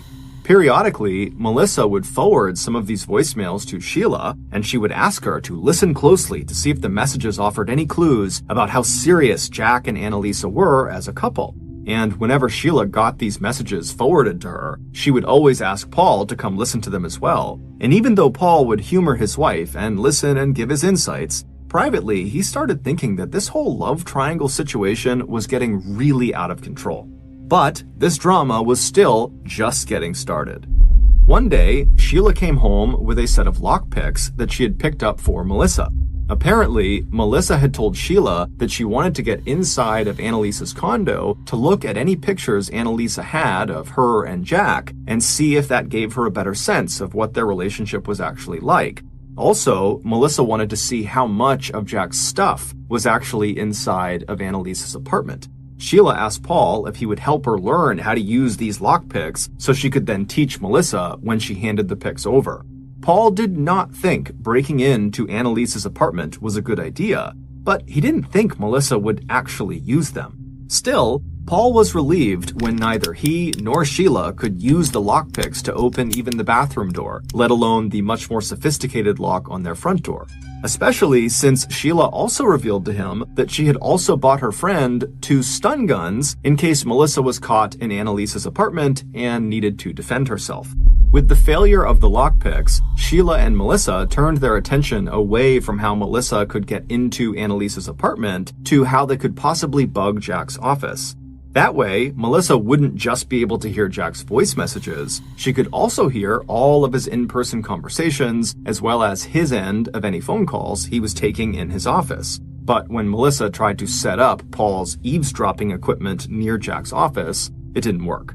By the fall of 2002, Jack was showing no signs of wanting to leave Annalisa to go back with Melissa. And while this inspired Melissa to up the ante with her surveillance efforts, Sheila, on the other hand, was becoming less interested in the whole thing. It seemed like it might have dawned on her that what they were doing was just not okay and could definitely get them in a lot of trouble. And so in early November of 2002, Sheila started to distance herself from Melissa and basically stopped talking about the love triangle altogether. Paul was happy to be hearing so much less about Melissa and Jack, but he also realized that without that constant source of conversation, Paul felt like he and Sheila were just kind of drifting apart. He knew his own work also had a lot to do with that. That fall, he was in the middle of running a clinical trial for a new cancer drug. On November 13th, he'd had a meeting in Manhattan with one of the drug manufacturers he was working with, a company called Pharmacia. He remembered the meeting for two reasons. The first was during the endless saga about this love triangle at Purdue Pharma, his wife had told him that Annalisa had gotten a job at Pharmacia. The second reason was because during this meeting, the researchers from Pharmacia all seemed very subdued, even though the clinical trial they were talking about actually showed a lot of promise. When Paul asked one of the Pharmacia employees if there was something wrong, the guy said they were all just really shocked at the recent murder of one of their researchers. When Paul got home that evening, he asked Sheila if she'd heard anything about a murder at Pharmacia, because wasn't that the place that Annalisa had gone for her new job? Sheila sat up and said no, she hadn't heard anything about a murder, and as far as she knew, Annalisa was okay. A couple days later, when Paul and Sheila were sitting in silence in their condo, Paul decided to try to strike up a conversation with his wife, and so he asked her, "How's Melissa doing?" Sheila would tell Paul that Jack and Annalisa had actually broken up for good, and that Annalisa had moved to New Jersey, and that now Jack and Melissa were back together and dating each other exclusively. Paul was surprised. He didn't expect Jack and Melissa to ever get back together again, considering how insane Melissa had been. But he figured that if Annalisa had moved to New Jersey, that Jack likely would not have put up with a long-distance relationship, and so maybe that was why things had worked out the way they had. But Paul decided not to ask any more questions, and so he and Sheila just went back to sitting in silence, which was quickly becoming the norm between them. These days, not only was Sheila not talking to Paul, but she was also having her brother come over more often, which of course meant that Paul would have to leave his home more often and stay at the Marriott Hotel. This was becoming totally infuriating for Paul, but he wasn't entirely shocked that as their marriage was clearly beginning to erode, Sheila was turning to her family for comfort and not him. And so Paul told himself that what he really needed to do was just pay more attention to Sheila and try to be a better husband any chance he could. So a few months later, on the late afternoon of Saturday, March 22nd, 2003, when Sheila walked into Paul's home office and told him that she'd heard about this game at work and she really wanted to play it with him, Paul, despite having no clue what this game was, stopped what he was doing and immediately said, "Yes, I'll play." Sheila told him the game was a trust game where each of them would take turns lying on the ground and guessing what objects the other person was pressing against their bodies. To make sure they couldn't cheat, when it was their turn to lie on the floor and guess, they'd have to wear a blindfold, and their hands would also be secured above their head to the rungs of a heavy chair so they couldn't touch the objects they were supposed to identify. As she described this game, they both quickly came to the realization that this game seemed pretty involved and time-consuming. So it wasn't just something they could do right then and there, because they actually had plans that night to go see Sheila's parents. So they decided they would wait until the next day, Sunday, to play this game. But Sunday morning rolled around and it was still too busy to play. Paul had plans to go into Columbia University that morning, and then when he got back, Sheila said they should really go visit Paul's mom out in White Plains. So they both hopped into the car, and 40 minutes later, they were eating a light lunch, drinking tea, and chatting with Paul's mom about the upcoming Academy Awards that would be broadcast that evening. Then they jumped back into the car, and when they arrived back at their condo, Paul took their two dogs out for a walk, and after he got back, Sheila looked at him with a smile and said, "Are you ready to play the game now?" All in all, it had actually been one of their best weekends together in a long time. Conversations were flowing naturally, and they both just seemed happy and upbeat. Also, Sheila had mentioned to Paul that maybe it was time that she and her parents talk to her brother and bring him in on the big family secret that Sheila was married. So even though Paul would have preferred to just relax that afternoon, in fact, he had forgotten all about the game, he knew it was important to Sheila, so he said, "Sure, let's play." Sheila said, "Okay, I'll get the stuff we need." And when she came back to the kitchen a few minutes later, Sheila was holding a pair of black pantyhose and a pair of handcuffs. For just a second, Paul thought maybe Sheila had in mind taking a page out of her friend Melissa's book and staging a steamy sex scene of her own. But when Sheila saw the look on Paul's face, she laughed and told him, no, it wasn't anything like that. It was really just a trust game. No one was taking any clothes off. So at about 4 p.m. that Sunday afternoon, Paul followed Sheila into the spare bedroom where the floor was padded with carpet and where there was a chair with sturdy wooden rungs attached to the legs of the chair. Sheila went first. She put the pillow down on the floor, Then, dressed in her jeans and t-shirt, she lay down on her back with her head on the pillow, and she stretched her arms out above her head so Paul could handcuff her wrists to the rungs of the heavy chair. Then he wrapped the blindfold around her head and asked her if she could see anything. When she said no, Paul started to gather the random objects he was going to test her with. First, he put one of their little dogs against Sheila's side, but she couldn't figure out what it was. Then he put a camera on her chest. She couldn't figure out that one either. The next one was easy. It was just a box, and Sheila guessed it right away. And then, after successfully guessing a few more items, Sheila told Paul it was his turn. Glad the game wasn't actually taking very much time, Paul uncuffed Sheila's wrists, and just a few minutes later, Sheila had secured his hands to the chair rung, wrapped the blindfold around his eyes, and asked if he was ready to play.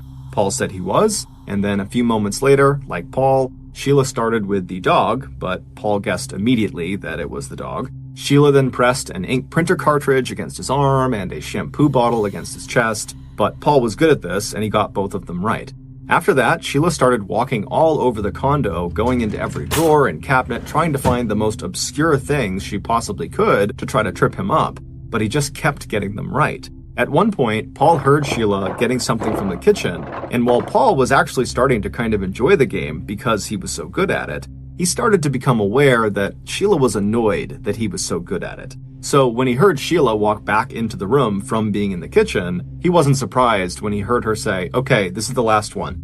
Then he heard a little rustling noise, and suddenly he felt Sheila's weight on top of him, kneeling it felt like, so that one of her legs were on either side of his thighs. Then he felt a smooth, cylindrical object pressed against his cheek, and then he smelled wax. Just as Paul opened his mouth to say, "It's a candle," he suddenly felt a huge blow to his chest. It felt like someone had dropped a giant barbell on top of him. And then he heard Sheila scream. On the early afternoon of November 8th, 2002, 4 months before Sheila and Paul played the trust game, the Stamford Police Department received a 911 call from a payphone located near 123 Harbor Drive, a complex of luxury condos overlooking the nearby Long Island Sound. The unidentified caller told police that they had witnessed an assault at one of the condos. They told police to check Unit 105 before ending the call abruptly and hanging up on the dispatcher. A few minutes later, 2 responding police officers who had been patrolling in an area near this complex of condos parked their patrol cars in the residence parking lot, walked up the outside steps to Unit 105, and knocked on the door. When no one answered, police checked the doorknob and found that the door was unlocked. After opening the door just an inch and yelling through the open door, "Stamford Police, is anyone home?" and hearing no response, one of the officers pushed the door open all the way and took a few cautious steps inside. The sight that met his eyes was so shocking and violent that he immediately pulled out his weapon, and before his partner had even stepped across the threshold behind him, the first officer was already on his radio calling for an ambulance and backup.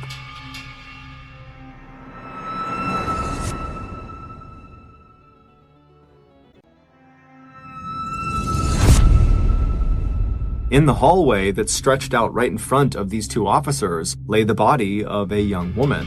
She was still bleeding from blunt force trauma and stab wounds to her face, neck, chest, and head. Barefoot, but dressed in jeans and a white sweater that was soaked with blood. She was sprawled on her back, her one leg stretched out on the floor, the other with the knee bent and propped up against a box. The walls of the condo were splattered with blood, and pools and drops of blood lined the hallway. The 2 police officers knew, even before the EMTs arrived and confirmed it, that this woman was dead. But she hadn't died quickly, and she hadn't died without putting up an epic fight against whoever had attacked her. Along with scarlet smears of blood everywhere, the floors were also littered with broken glass and dirt and leaves from overturned plants. There was a laundry basket that had been tipped over, spilling clothes everywhere, and most of the furniture was toppled. There were dishes and silverware all over the kitchen floor, and there were books and other papers scattered about. The apartment was a total wreck. From all the family pictures on the walls, and the young woman's computer, and the wallet inside of her handbag, it didn't take police long to identify the victim. With no sign of forced entry, investigators assumed that the victim must have opened the door for her murderer. Based on the autopsy report that showed 9 separate stab wounds, one of them so deep the tip of the knife penetrated through the woman's chest to the very back of her lung, Investigators concluded that one of the motives for this attack must have been pure rage. There was no sign of sexual assault.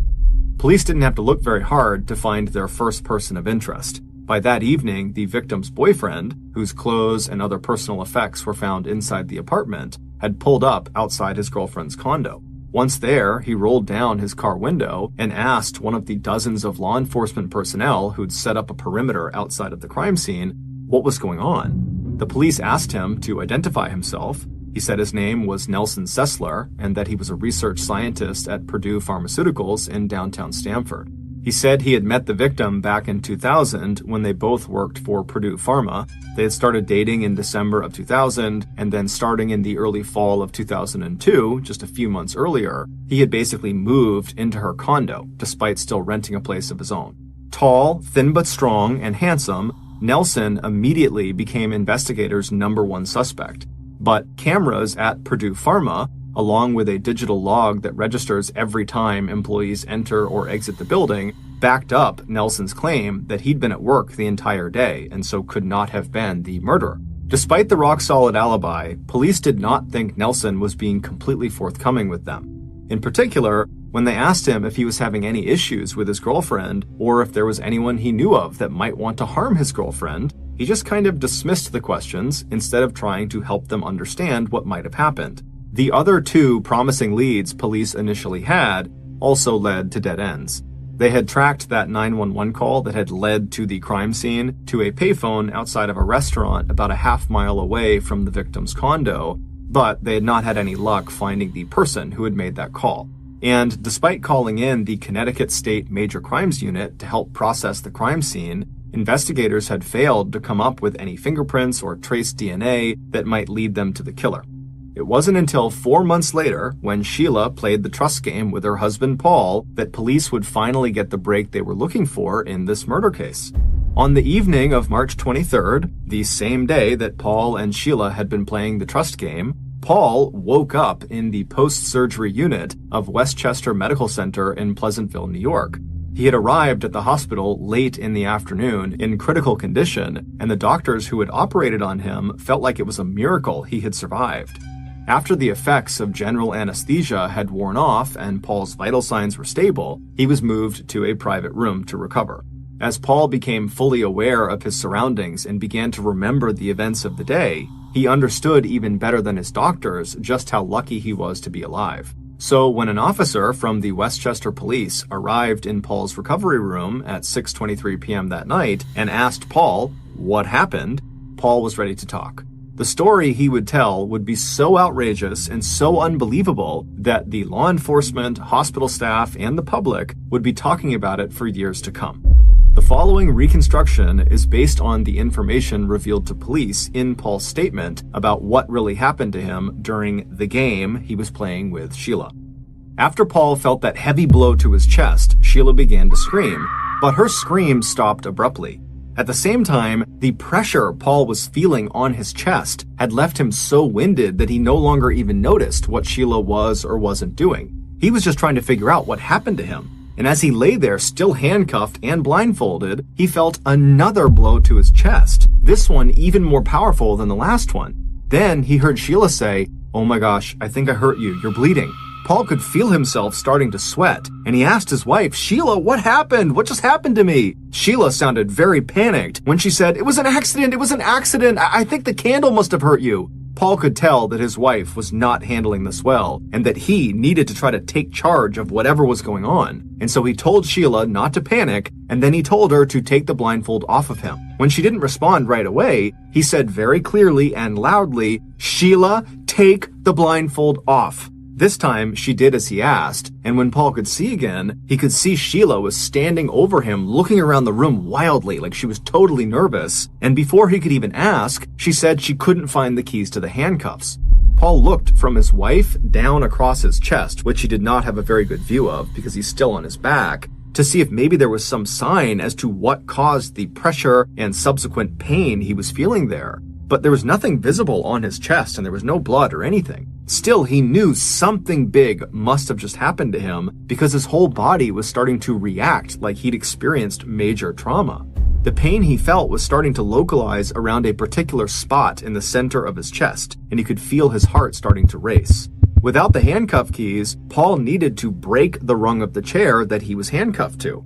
So he looked back up at his wife, who was still just standing there looking all around the room, and he said to her as calmly as he could, "Sheila, come over here and break the chair." Sheila looked at Paul and her eyes were super wide, and she very slowly walked over to where he was, and then she knelt down beside him, and then it seemed like it took forever, but she did finally break the chair rung, and so with his hands still handcuffed, but now able to be moved around, Paul attempted to stand up, but the pain in his chest was now so severe he couldn't, so he just kind of rolled over onto his side. Paul told Sheila she'd done a great job breaking the chair, but now she needed to call 911. Sheila looked like she understood the assignment, but when she left the room, instead of calling 911, she just went into the kitchen and poured a cup of juice, and then she walked back into the room where Paul was, and she bent down over Paul and handed him the drink and told him, "Just drink this and you'll feel better."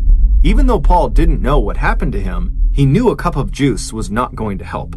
So, trying not to get angry with his wife, he said, "Sheila, I'm really hurt here. Put the juice down and call 911. I need an ambulance."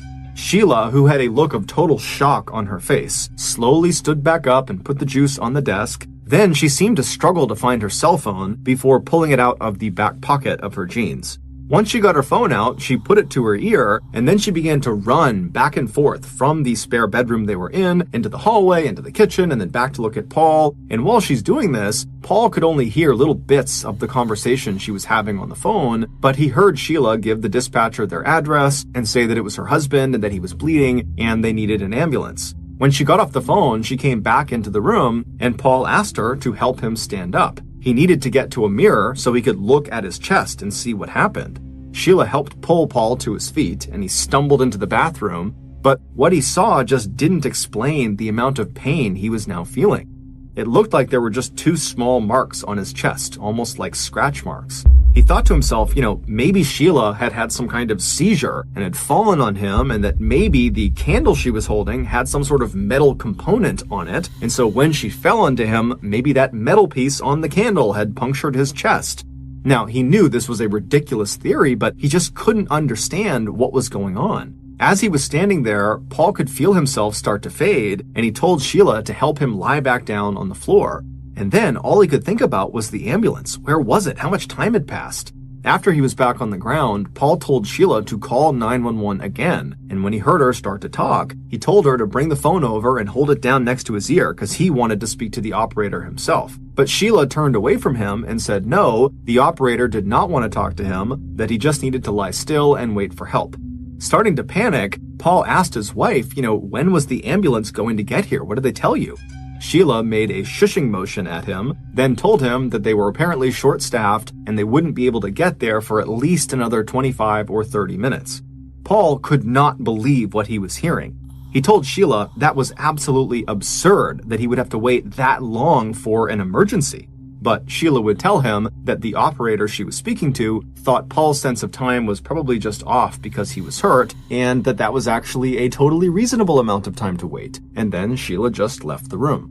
Paul figured she must be leaving to make another call to 911, or maybe she was going to get help from a neighbor. Meanwhile, desperate to have the use of his hands again, Paul managed to break one of the flimsy handcuff locks. The handcuffs were still dangling from one wrist, but at least he could now use his hands. With a huge effort, Paul was able to pull himself up to his knees, clutching onto the futon for support while gasping at the pain he was now feeling in his chest. Suddenly, he heard Sheila's voice again. She was standing in front of him, holding a little medicine cup that was full of liquid cold medicine. "Here, Paul," she told him. "This is NyQuil. This'll make you feel better." Paul didn't even answer her. Instead, he just pushed the NyQuil aside, then stood all the way up and staggered out to the living room couch. Sheila followed and sat beside him, waiting patiently, while Paul could literally feel the life draining out of him. Suddenly, Paul made a decision.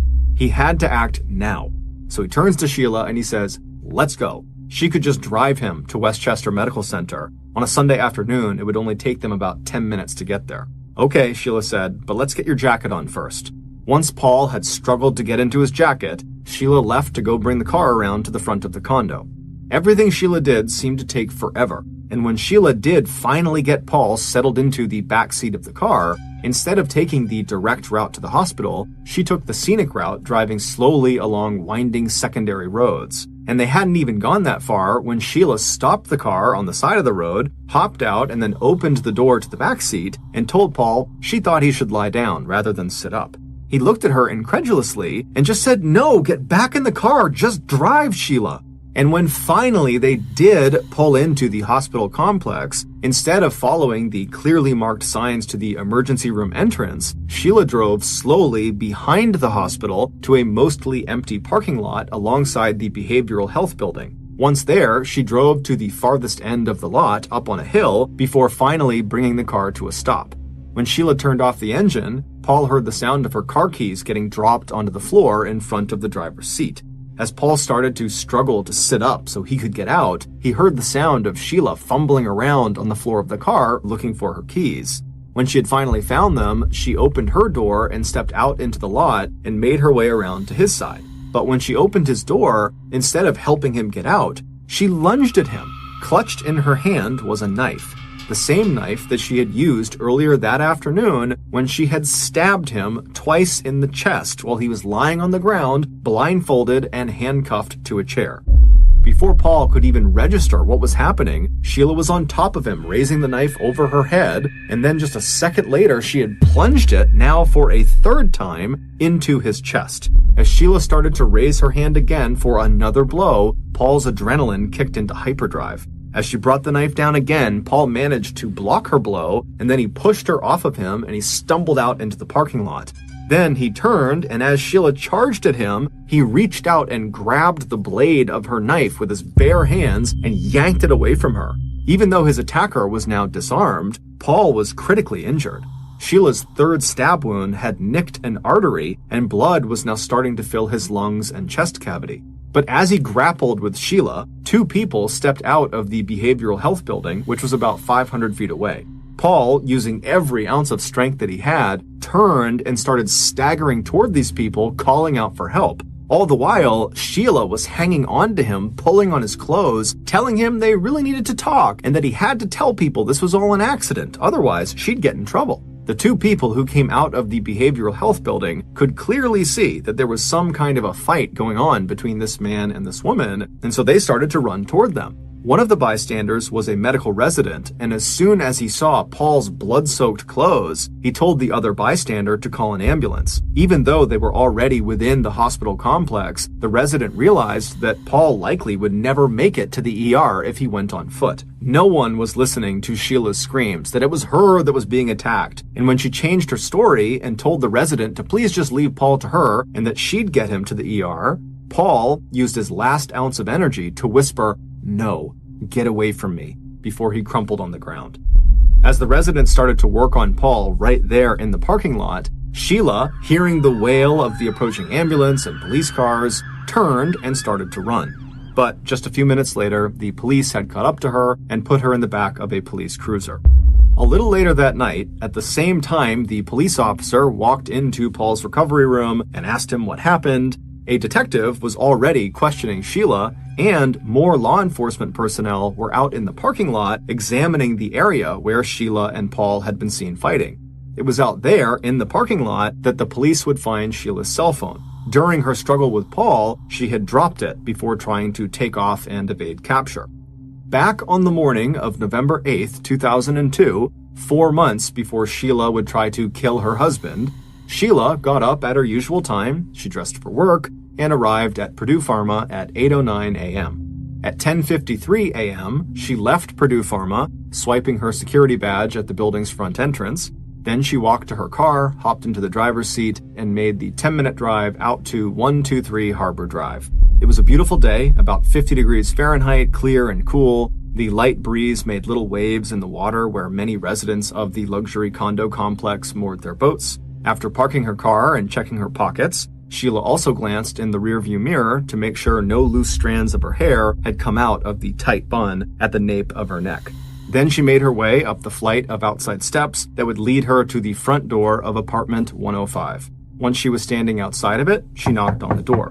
As soon as she heard footsteps inside of the apartment walking toward the door, Sheila slipped on the pair of gloves she had in her pockets and wrapped her fingers around the handle of the knife with the 5-inch long blade she also had in her pocket.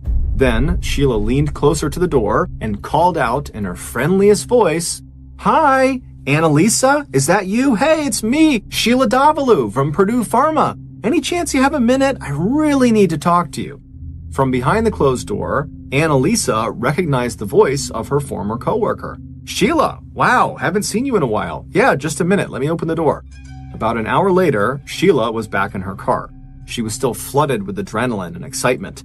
In the course of killing Annalisa, the two women had raged back and forth through every room in the downstairs of the condo until finally Sheila had stabbed Annalisa so hard that she could feel the thin knife blade sink right up to the hilt, buried in Annalisa's chest. Afterwards, Sheila made no attempt to clean anything up. Instead, she carefully walked into Annalisa's bathroom, and then once she was in there, Sheila spent a minute or two trying to catch her breath, leaning against the scalloped edges of the sink, and looking into the mirror to make sure she'd gotten all of the blood spatter off of her face, before going back to the kitchen and picking her coat up off the table. Then she wrapped the coat around herself to keep people from seeing all of Annalisa's blood all over her clothes, and then she walked out the door, got back into her car, and headed for a payphone outside of a nearby restaurant. Once she arrived at the payphone, Sheila called 911. It was only as she was pressing the payphone buttons that she noticed a cut on her right hand that she must have gotten when she was struggling with Annalisa. But right then, the dispatcher picked up the call, and Sheila immediately focused her attention on delivering the script she had so carefully planned. She took a quick breath, and then, without giving her name and while sounding totally upset and panic-stricken, Sheila told the operator in a breathless voice that she had just seen her neighbor being assaulted. As soon as Sheila had given the dispatcher Annalisa's address, she quickly ended the call, got back into her car, and headed for her own condo in Pleasantville, New York. At 1:53 p.m. that afternoon, Sheila returned to work at Purdue Pharma. When she went home that night, she spent a quiet evening with Paul. When a coworker called her late that night to say that their former colleague, Annalisa, had been murdered, Sheila acted completely shocked, but she didn't say anything about it to Paul, because all Sheila was really thinking about now was Nelson Sessler, the man whose girlfriend she had just killed. It would turn out all the crazy stories Sheila had told Paul and her friends and her family about what Melissa was up to, from the crazy sex with the man she was obsessed with, Jack, to the insane surveillance operation this woman carried out on Jack and Annalisa, well, those stories all really happened. They were true. But Melissa was not the woman at the center of them. It was Sheila. Sheila was Melissa and always had been. And Jack, the man she was obsessed with, that man was actually Nelson Sessler. The only real name in the Purdue Pharma love triangle was Nelson Sessler's girlfriend, Annalisa Raimundo, who Sheila killed just so she could have Nelson all to herself. Sheila did have a mentally ill brother, but it wasn't because of him that Sheila made Paul leave with all of his belongings every time he came to town. It was so Sheila could entertain her lover, Nelson, right inside of Paul and Sheila's home. Nelson would later say he truly had no idea Sheila was married. And all those after-work trips to the local bar with coworkers and Sheila's supposed volleyball league she was in, those were just excuses to see Nelson as well. After killing Annalisa, Sheila rushed to be by Nelson's side, and she supported him while he grieved the loss of his girlfriend. And while she did that, Sheila was able to convince Nelson to restart their own relationship. And once that happened, Sheila felt like her mission was complete. She had her man back. And so that was around the time that she stopped talking about Melissa and the love triangle to Paul, which Paul misinterpreted as Sheila distancing herself from Melissa. That was also around the time that Sheila decided she would just have to kill Paul as well, because he was also getting in the way of her romance with Nelson. So she came up with this trust game because it would give her a way to immobilize Paul so she could easily stab him. Even though police had a solid case against Sheila for the attempted murder of her husband, it wasn't until they looked at her cell phone that she had dropped in the parking lot that the last piece of the puzzle fell into place. It would turn out, after stabbing her husband, Paul, during the trust game, Sheila never actually made any calls to 911. Instead, as she raced around the apartment, pretending to be on the phone, and also offering Paul first a glass of juice and then also NyQuil as he lay on the ground dying, the only person Sheila was actually trying to get a hold of was Nelson Sessler. Now that Paul was going to die any minute, she wanted to talk with Nelson and invite him over for dinner at her condo that night. When Sheila couldn't get a hold of Nelson on the phone, she left him several voice messages asking him to come over and join her because she had some fun things planned for both of them. When police examined Sheila's phone, they immediately recognized Nelson Sessler's phone number and discovered what it was that Nelson Sessler had not been forthright about when they interviewed him following his girlfriend Annalisa's death. What Nelson neglected to mention was that he had been seeing another woman, Sheila, at the same time he was dating Annalisa, and he just didn't want anyone to know. It would take police almost 4 years to build a concrete case against Sheila for the first-degree murder of Annalisa Raimundo, and another 4 years before the case actually went to trial. But they got the break they needed when they re-examined all the forensic evidence from Annalisa's apartment. On one of the faucet handles of that bathroom sink with the scalloped edges where Sheila had stood and cleaned herself up after stabbing Annalisa to death, forensic experts found a single tiny drop of blood that must have fallen from that cut on Sheila's right hand. That drop contained the combined DNA of Annalisa and her killer, Sheila Davalloo. On February 19, 2004, Sheila was sentenced to 25 years in prison in New York for the attempted murder of her husband, Paul Christos, and on April 26, 2012, Sheila was sentenced to 50 years in prison in Connecticut for the murder of Annalisa Raimundo. The two sentences are going to be served one after the other.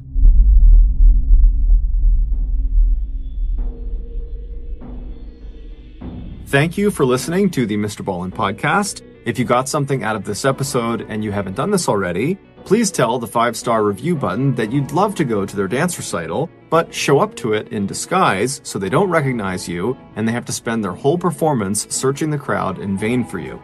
Also, please subscribe to the MrBallen podcast on Spotify, Apple Podcasts, Amazon, Google, and anywhere else you get your podcasts. This podcast airs every Monday and Thursday morning, but in the meantime, you can always watch one of the hundreds of stories I have posted on my YouTube channel, which is just called MrBallen.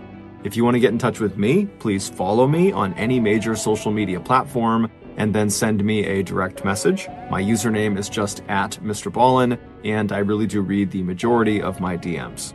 Lastly, we have some really cool merchandise, so head on over to shopmrballen.com to have a look. So that's going to do it. I really appreciate it. There is a game called Dungeons and Dragons that has been very popular for decades all around the world. It is a highly immersive role-playing game that pulls its players deep into the storyline that they chose to follow. The players basically become the characters in the story. Now, the vast majority of D&D players understand that no matter how intense and visceral the game might feel, it is still just that, a game. However, sometimes players forget, like in 1988 in North Carolina. But before we get into that story, if you're a fan of the strange, dark, and mysterious delivered in story format, then you've come to the right podcast because that's all we do, and we upload twice a week, once on Monday and once on Thursday. So, if that's of interest to you, please remove all the zippers from the Amazon Music follow buttons, pants, and jackets. Okay, let's get...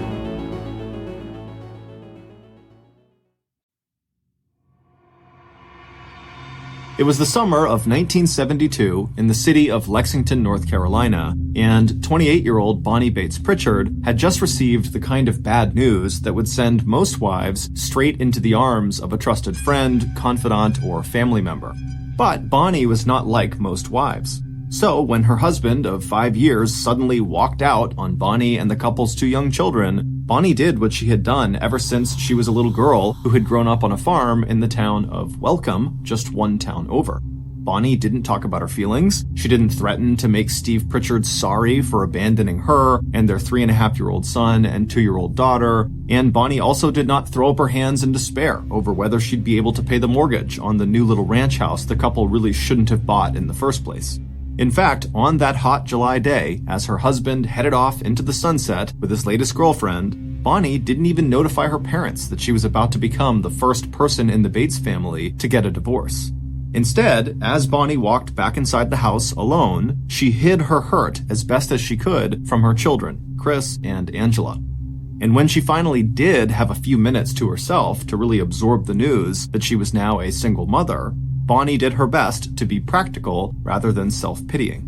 Bonnie reminded herself that she had a steady job with an insurance company up in the big city of Winston-Salem, 20 miles away, that it was primarily her income anyway that had been supporting the family since she and Steve, 5 years her junior, had gotten married back in August of 1967. Sitting at the kitchen table, Bonnie spread the household bills out in front of her. With the help of her mom and dad, who lived just 2 miles away, plus the church daycare where her children were already enrolled, Bonnie told herself she would just have to find a way to make their lives work, and to pay every single bill and debt that was stamped with the name Pritchard. It wasn't until Bonnie's father happened to stop by Bonnie's house several days after Steve had walked out on her that Bonnie's emotional armor showed its first and only crack. George Bates, a bricklayer who had helped build the Methodist church in Welcome that Bonnie and the rest of her 5 siblings had attended throughout their childhood and teen years, had knocked on her door and asked if there was anything she needed. And maybe because Bonnie and her father shared the same quiet reserve, after telling her dad that Steve had left her, Bonnie was finally able to break down, and instead of explaining or defending herself, she could just plain cry. Bonnie knew that people were already talking about Steve and his new girlfriend, and about silly Bonnie Bates, who was so desperate for love she had married not a grown man, but a teenager. And Bonnie knew there was a little bit of truth in that gossip. When she had first met 17-year-old Steve Pritchard, most of her friends were already married, while 23-year-old Bonnie had had very little experience with boys or with dating. But while Bonnie's family and her friends saw Steve as a smooth talker who was more interested in flashy cars than he was in working, Bonnie had been completely smitten with his big brown eyes and what she described as the handsomest nose in the whole junior class at West High School in Lexington. But if Bonnie worried that her father might respond to the news of her separation with an "I told you so," she was about to be pleasantly surprised.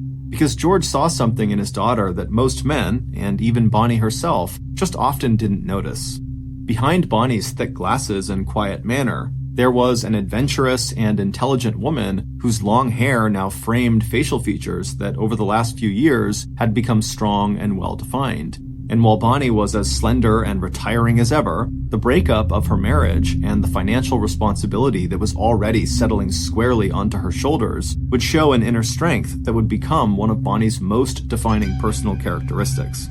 So even when Steve completely failed to pay court-ordered child support and alimony, Bonnie, who did not want to further disrupt her children's lives by moving, worked extra hours to cover the mortgage and slowly get ahead on the bills. And even though the risk that Bonnie took in marrying Steve Pritchard had ended in divorce and 4 exhausting years of Bonnie slowly dragging herself and her children out of a deep financial hole, the fact was, Bonnie had taken other risks in her life that turned out to be both very smart and also very bold, especially for a divorced single mom in rural North Carolina back in the early 1970s. Even before she met Steve, Bonnie had left the small town of Welcome after graduating from high school, and while working as a sales clerk at a department store in Lexington, she had enrolled in courses at Lexington Business College that taught her the basic data entry skills that led to her job with the insurance company in Winston-Salem. And now that Bonnie was on her own again, no matter how tired she was when she arrived home after work with her equally tired small children, Bonnie would stay up late into the night, making sure to teach herself the latest advances in data entry. Of course, Bonnie's children also paid a high price for their parents' divorce. Steve seldom came back to visit his 2 children, and even when he did, he never seemed to have the money to pay what he owed to Bonnie. In the end, Bonnie's struggle paid off. By the time she was 32 years old, Bonnie was not only a supervisor at Intagon Insurance, she was also the only person at that level of management who had achieved that distinction, even though she did not have a college degree. But Bonnie's hard work also paid off in another way, one that she could never have dreamed of for herself. Because in 1976, 4 years after Steve had left Bonnie and the kids, Bonnie was stunned to discover that she had attracted the romantic attention of one of Intagon's highly regarded financial executives. And not only was Leith von Steen several big rungs above Bonnie at the insurance company where they both worked, To Bonnie, he also seemed totally out of her reach socially. 1 year younger than Bonnie, Leith was the only child of a very well-to-do family. And when Leith was still a baby, his parents had moved from Queens in New York City to North Carolina, where they became even more prosperous. Once in Raleigh, the capital of North Carolina, Leith's father had partnered with his brother, Leith's uncle, in running a highly successful dry cleaning business. And by the time Leith was in high school, Camel City Laundry and Cleaners had become one of the most successful businesses of its kind in the entire country. Although Bonnie and Leith only had their first social encounter right before Leith was about to leave North Carolina to take a job in Cincinnati, Ohio, Leith surprised Bonnie by courting her even after he moved. And despite the difference in their financial and social backgrounds, Bonnie and Leith actually had a lot in common. Like Bonnie, Leith was an extremely private person, although among his friends he was well liked for his sharp sense of humor and the fact that he let you know if something was bothering him, but he was not someone who held a grudge. And while Leith may have had more self-confidence and definitely more formal education than Bonnie, both of them seemed to be shy and reserved when it came to dating. But it turned out that Leith had seen in Bonnie the same qualities that were so apparent to her father and her family. Behind Bonnie's appealing but shy exterior, Leith found himself strongly attracted to Bonnie's keen mind, gentle disposition, and her dedication to her children and to her work. So, a romance that had begun with Leith overhearing Bonnie ask a friend where to get a pair of boots for a Halloween costume would culminate 3 years later in marriage.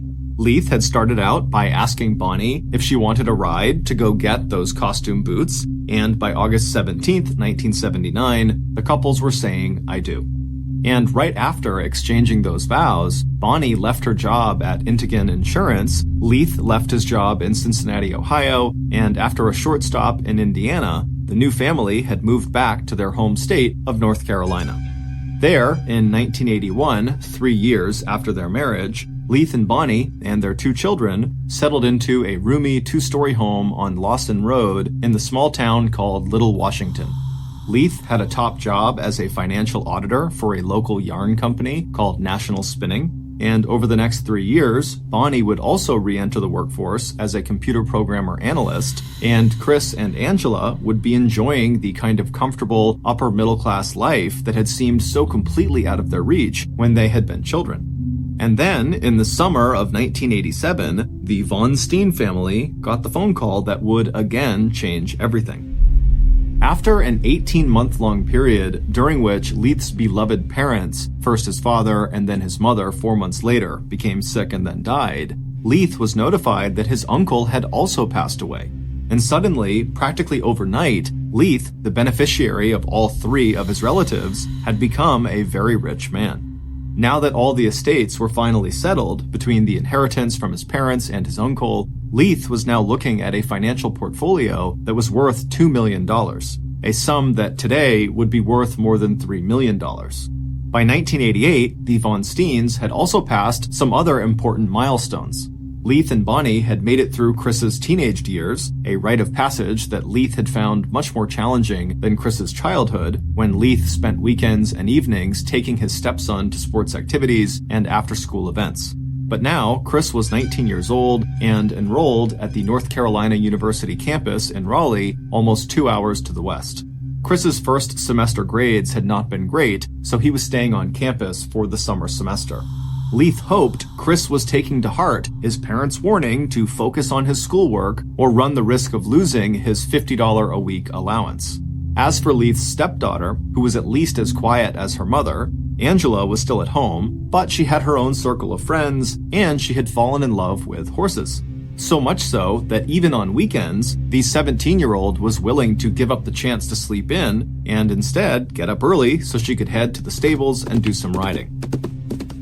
And so, on the warm and cloudy evening of Sunday, July 24th, 1988, feeling like their life had not only improved, but was actually settling down in a way that would give Bonnie and Leith more time alone together, Leith and Bonnie decided to treat themselves to a small celebratory dinner at Sweet Caroline's, a restaurant about 30 minutes away from their home that offered New Orleans-style cuisine.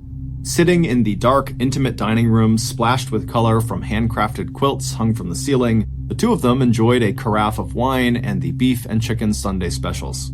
Leith especially was feeling happy and hopeful. Even though Bonnie had often come along to keep him company, the 4-hour drive every weekend from Washington to Winston-Salem to take care of his mom and dad had taken a huge toll on Leith. He had gained weight, and he also knew he was drinking too much. Now he was looking forward to taking better care of himself. He was also looking forward to quitting his job at National Spinning and working with Bonnie on a computer program so they could manage their new investments together.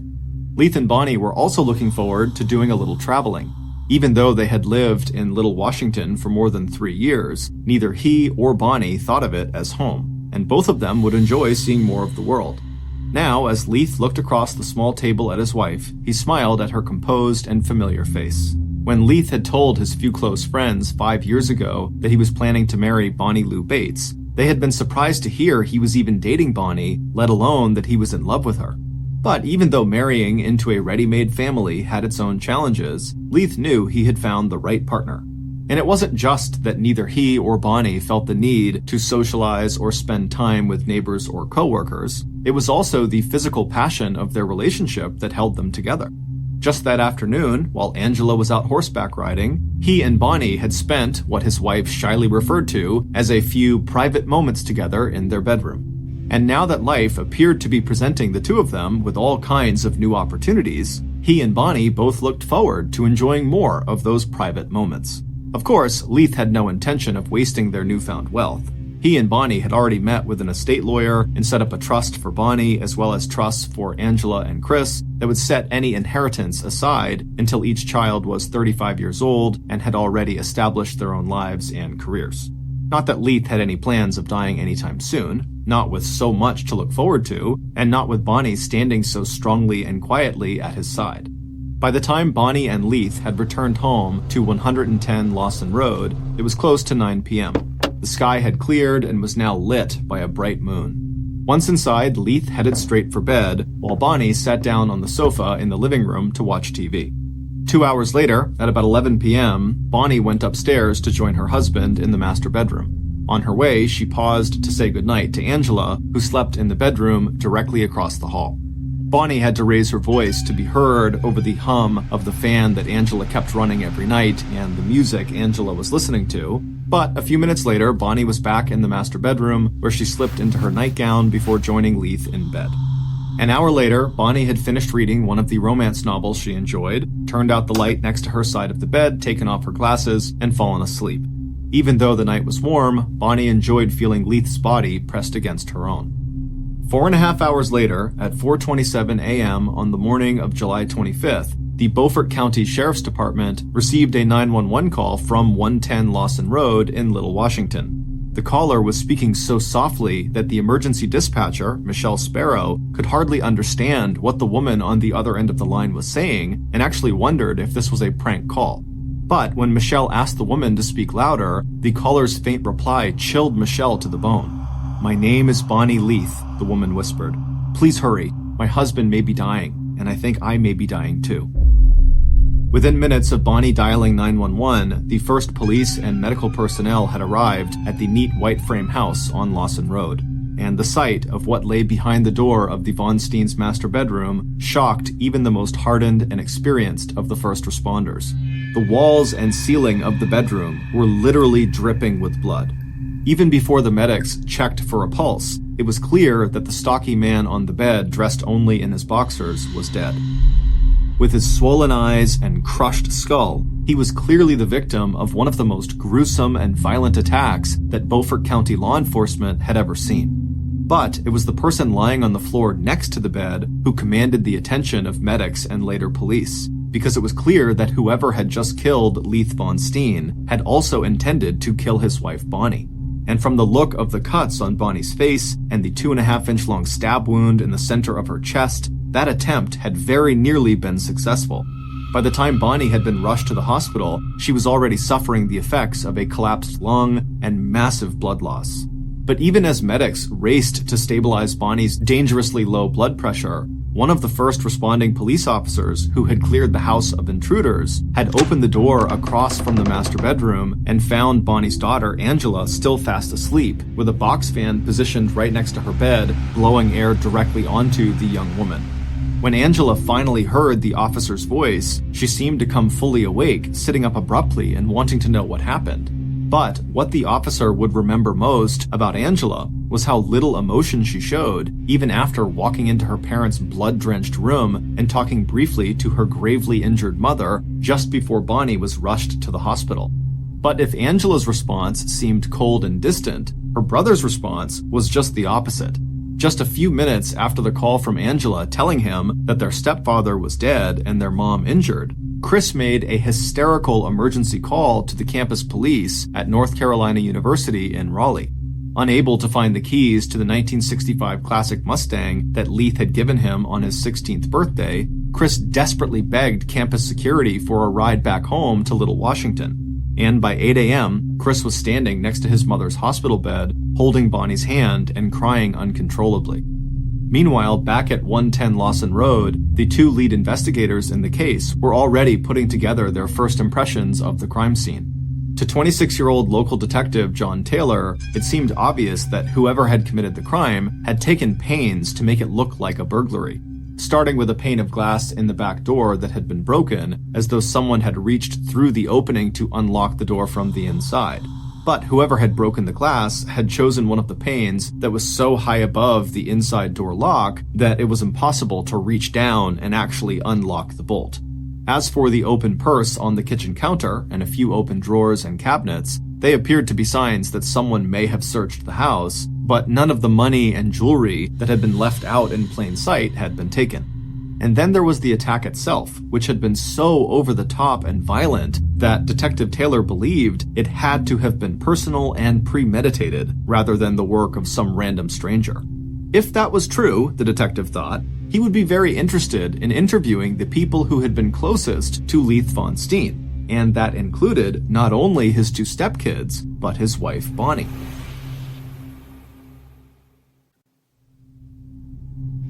Detective Taylor's observations about the crime scene being staged to look like a burglary were confirmed when he was joined at about 9 a.m. that same morning by an agent from the North Carolina State Bureau of Investigation. Together, State Agent Lewis Young and Detective Taylor began overseeing the collection and photographing of possible evidence. They also ordered local law enforcement to process the crime scene and dust for fingerprints, as well as interview neighbors and search for a possible murder weapon.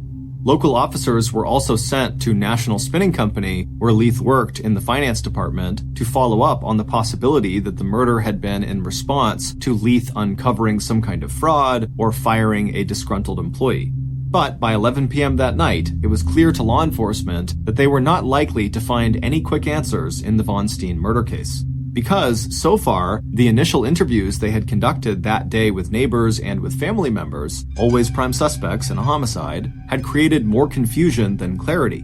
It turned out that aside from coworkers, very few people in the neighborhood and in the town of Little Washington really knew the Von Steens. Instead, the couple had been viewed as standoffish, and the community's first glimpse into the Von Steens' private lives had only increased the public perception that the family was odd or somehow peculiar. There was the discovery by police that morning that the Von Steen residence was home to 13 cats and one pet rooster, all part of a menagerie that Bonnie had collected as a result of her work with the Beaufort County Humane Society, the one organization in which she had been very active. And then there was the reaction, or rather the lack of reaction, on the part of the Von Steen children to the attack on their parents.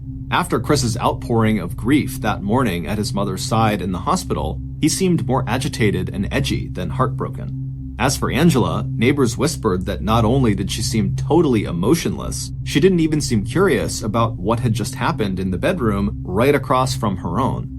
But one thing the neighbors did agree on was that the Leith family may have recently come into a lot of money, but that didn't mean they didn't have problems. According to neighbors, Leith in particular was very upset over Chris's failing grades at North Carolina State University. There were other rumors too. Maybe Bonnie had killed her husband in order to inherit his newfound wealth, and then she had turned the knife on herself to deflect police suspicion. Or maybe it was Angela, who rarely visited her mother in the hospital. Or maybe it was Chris, whose life at university was clouded with reports of drinking and drug abuse. Or maybe it was all three of them, Bonnie and her two kids who now had all the money in the world. But the Von Steens themselves totally rejected these reports as completely inaccurate. And as police soon found out, as far as motive and alibi went, immediate family members were all in the clear. Not only could multiple witnesses confirm that Chris was 2 hours away in Raleigh when his parents were attacked, he told investigators that any friction between him and his stepdad had been totally minor. And when police turned their attention to Angela, her story lined up with what her brother had told them. She and her brother didn't always see eye to eye with their parents, but that didn't mean the kids wanted to kill their mom and dad. As for the night of Leith's murder, Angela had nothing to add to what police already knew. Between the whirring of the fan right next to her bed and the fact that she was a heavy sleeper, she had heard nothing and had slept through the entire attack. As for Bonnie, police went to speak with her just hours after the attack on Monday afternoon in the hospital. She would survive her injuries, but the 3 messy gashes on her forehead would eventually require several rounds of plastic surgery. And her doctors dismissed the idea that her injuries, which were serious enough that she would not be allowed to leave the hospital for another 7 days, could have been self-inflicted. But despite Bonnie's best efforts to tell police what happened on the night Leith was killed, all she could offer were a series of disjointed memories. She'd been awakened by screams from her husband, who had seemed to be leaning over and trying to protect her from something or someone, and the only image Bonnie had of their attacker was that she thought it was a man with bulky shoulders who had been swinging a club of some kind. As for the exact time of the attack, it must have happened after midnight when Bonnie had fallen asleep. But she also believed that she had lost consciousness at some point after the attack, and it was only when she came to later that she made the 911 call to Beaufort County Dispatch at 4:27 a.m. As for problems within the Von Steen family, Bonnie just shook her head. Leith had really been the only father her kids had ever known, and he had been a very good dad. Yes, Bonnie told police, of course there had been arguments, but even the very worst of those between Leith and Chris had never resulted in any physical violence. And even though Bonnie was pleasant and cooperative with investigators throughout the interview, it was also clear that she was frustrated that police seemed to be focusing their suspicions on her and her children. Because to Bonnie, that just didn't make any sense. Someone had obviously intended to kill her, as well as Leith, and now that the murderer had failed, what if they came back and tried again? And even worse, what if this person also tried to hurt her kids? So even as Bonnie told police that she understood that they had to rule out family members from their suspect list, what she really wanted to know was what other leads police were pursuing in their hunt for her husband's killer. And it wasn't until the evening of the next day, Tuesday, July 26th, almost 48 hours after Leith had likely been killed, that local police had an answer to Bonnie's question. It would turn out that just minutes after Bonnie's 911 call in the early morning hours of Monday, July 25th, Washington police had also received another call reporting suspicious and possible criminal activity in that same area. While driving his pickup truck along Grimesland Bridge Road, just a mile west of the Beaufort County line, a tobacco and hog farmer named Noel Lee had been surprised to see a fire burning out in the middle of nowhere, maybe 8 feet off the side of the deserted stretch of road he was traveling. As a former volunteer fireman, what caught Noel's attention was the fact that the flames, which burned so brightly and shot straight up into the air, had to have been fueled with some kind of accelerant. After making sure that the fire had no chance of spreading in the wet, swampy surroundings, Noel put in a call to the Little Washington Police Department. Maybe it was nothing, the farmer reported, but he knew it had to have been arson, meaning someone had set this fire on purpose. In the uproar over Leith's murder, Noel's report did not make it onto Detective Taylor's desk until almost 2 days later. But by 11:30 p.m. on Tuesday night, the investigator and several officers were out on Grimesland Bridge Road examining the site of the fire. And that's when investigators got their first important break in the Von Steen murder case. Poking through the charred remains of the fire, Detective Young found a partially melted hunting knife with a 6-inch long blade. The fire may have destroyed any fingerprints or traces of blood, but the medical examiner would later confirm what police already knew. They had just found their murder weapon. And that wasn't all. In addition to several pieces of burned clothing and a sneaker, police also discovered a singed but still readable hand-drawn map of Smallwood, the exact neighborhood where the Von Steen family lived. And right there on a road clearly labeled Lawson was an X next to the house numbered 110. Police now had several new and critical pieces of information. Assuming the fire had been deliberately set by Leith's murderer in an effort to dispose of any evidence related to the crime, the map police found confirmed that attack on the Von Steens was definitely not a random burglary. And since the murderer had apparently needed detailed directions to find the Von Steens' house, the murderer probably wasn't from Little Washington. But even using the clues they had uncovered in that fire, it would still take police another 11 months to track down the person who had murdered Leith Von Steen. And during that time, the physical and mental health of the Von Steen family deteriorated. After getting discharged from the hospital on August 1st, 8 days after her husband's murder, Bonnie moved herself and her children first to a Holiday Inn in Little Washington, then to her parents' house in Welcome, and finally up to Winston-Salem into the cramped, dark house that had once belonged to Leith's parents and that now belonged to Bonnie. Meanwhile, Bonnie continued to suffer adverse effects from her injuries, and Chris dropped out of North Carolina State University.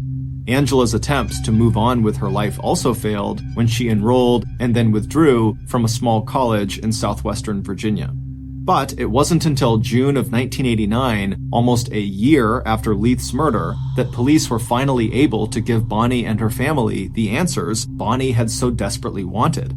And those answers would not only shock all of Little Washington and Bonnie's hometown of Welcome, it would catapult the Von Steen murder onto the front pages of national newspapers for weeks and months to come.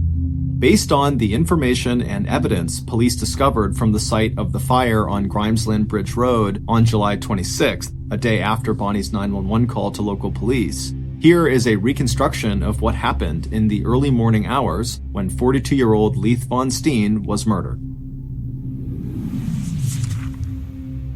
After Bonnie said goodnight to Angela sometime after 11 p.m. on the night of Sunday, July 24th, she walked back into the bedroom she shared with Leith and changed into her nightclothes. Just before getting into bed, Bonnie gently roused her husband to see if he might like a glass of iced tea or water. After a mumbled no, Leith turned over and immediately fell back to sleep. After reading quietly for 30 minutes, Bonnie took off her glasses, turned off her bedside light, and she too fell fast asleep. Meanwhile, the killer had made their own preparations for the night, packing a baseball bat and hunting knife into a green canvas knapsack. And now, at 2:30 a.m., the hand-drawn map spread out on their lap had led the killer directly to their target here in the town of Little Washington. They had actually arrived a little earlier than expected, so for the next half hour, the killer just sat in their car and absently fiddled with the key to the back door of 110 Lawson Road, and they made a mental review of the inside of the house. The killer didn't think getting in or out of this house would be a big problem.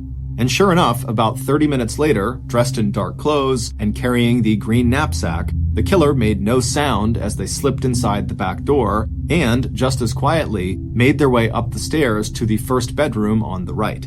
If need be, they would kill the girl named Angela too. It all depended on the next few minutes and whether or not she slept through what was about to happen. Stepping across the threshold into the master bedroom, the killer paused, allowing their eyes to further adjust to the dim moonlight shining in through the partially curtained windows. Then the killer took a deep, steadying breath and gripped his weapons. First the bat, then the knife, he told himself. And then, feeling ready, he stepped forward and got to work. By the time Bonnie woke up to the sound of her husband's short, piercing screams, Leith was sitting up in bed. In the minutes that followed, the assailant would hit Leith at least 5 times in the head with the baseball bat, causing deep skull fractures and multiple cuts and gashes. The assailant would also strike Bonnie in the head and sides, including a blow aimed at Leith that would break Leith's wrist and fracture Bonnie's thumb.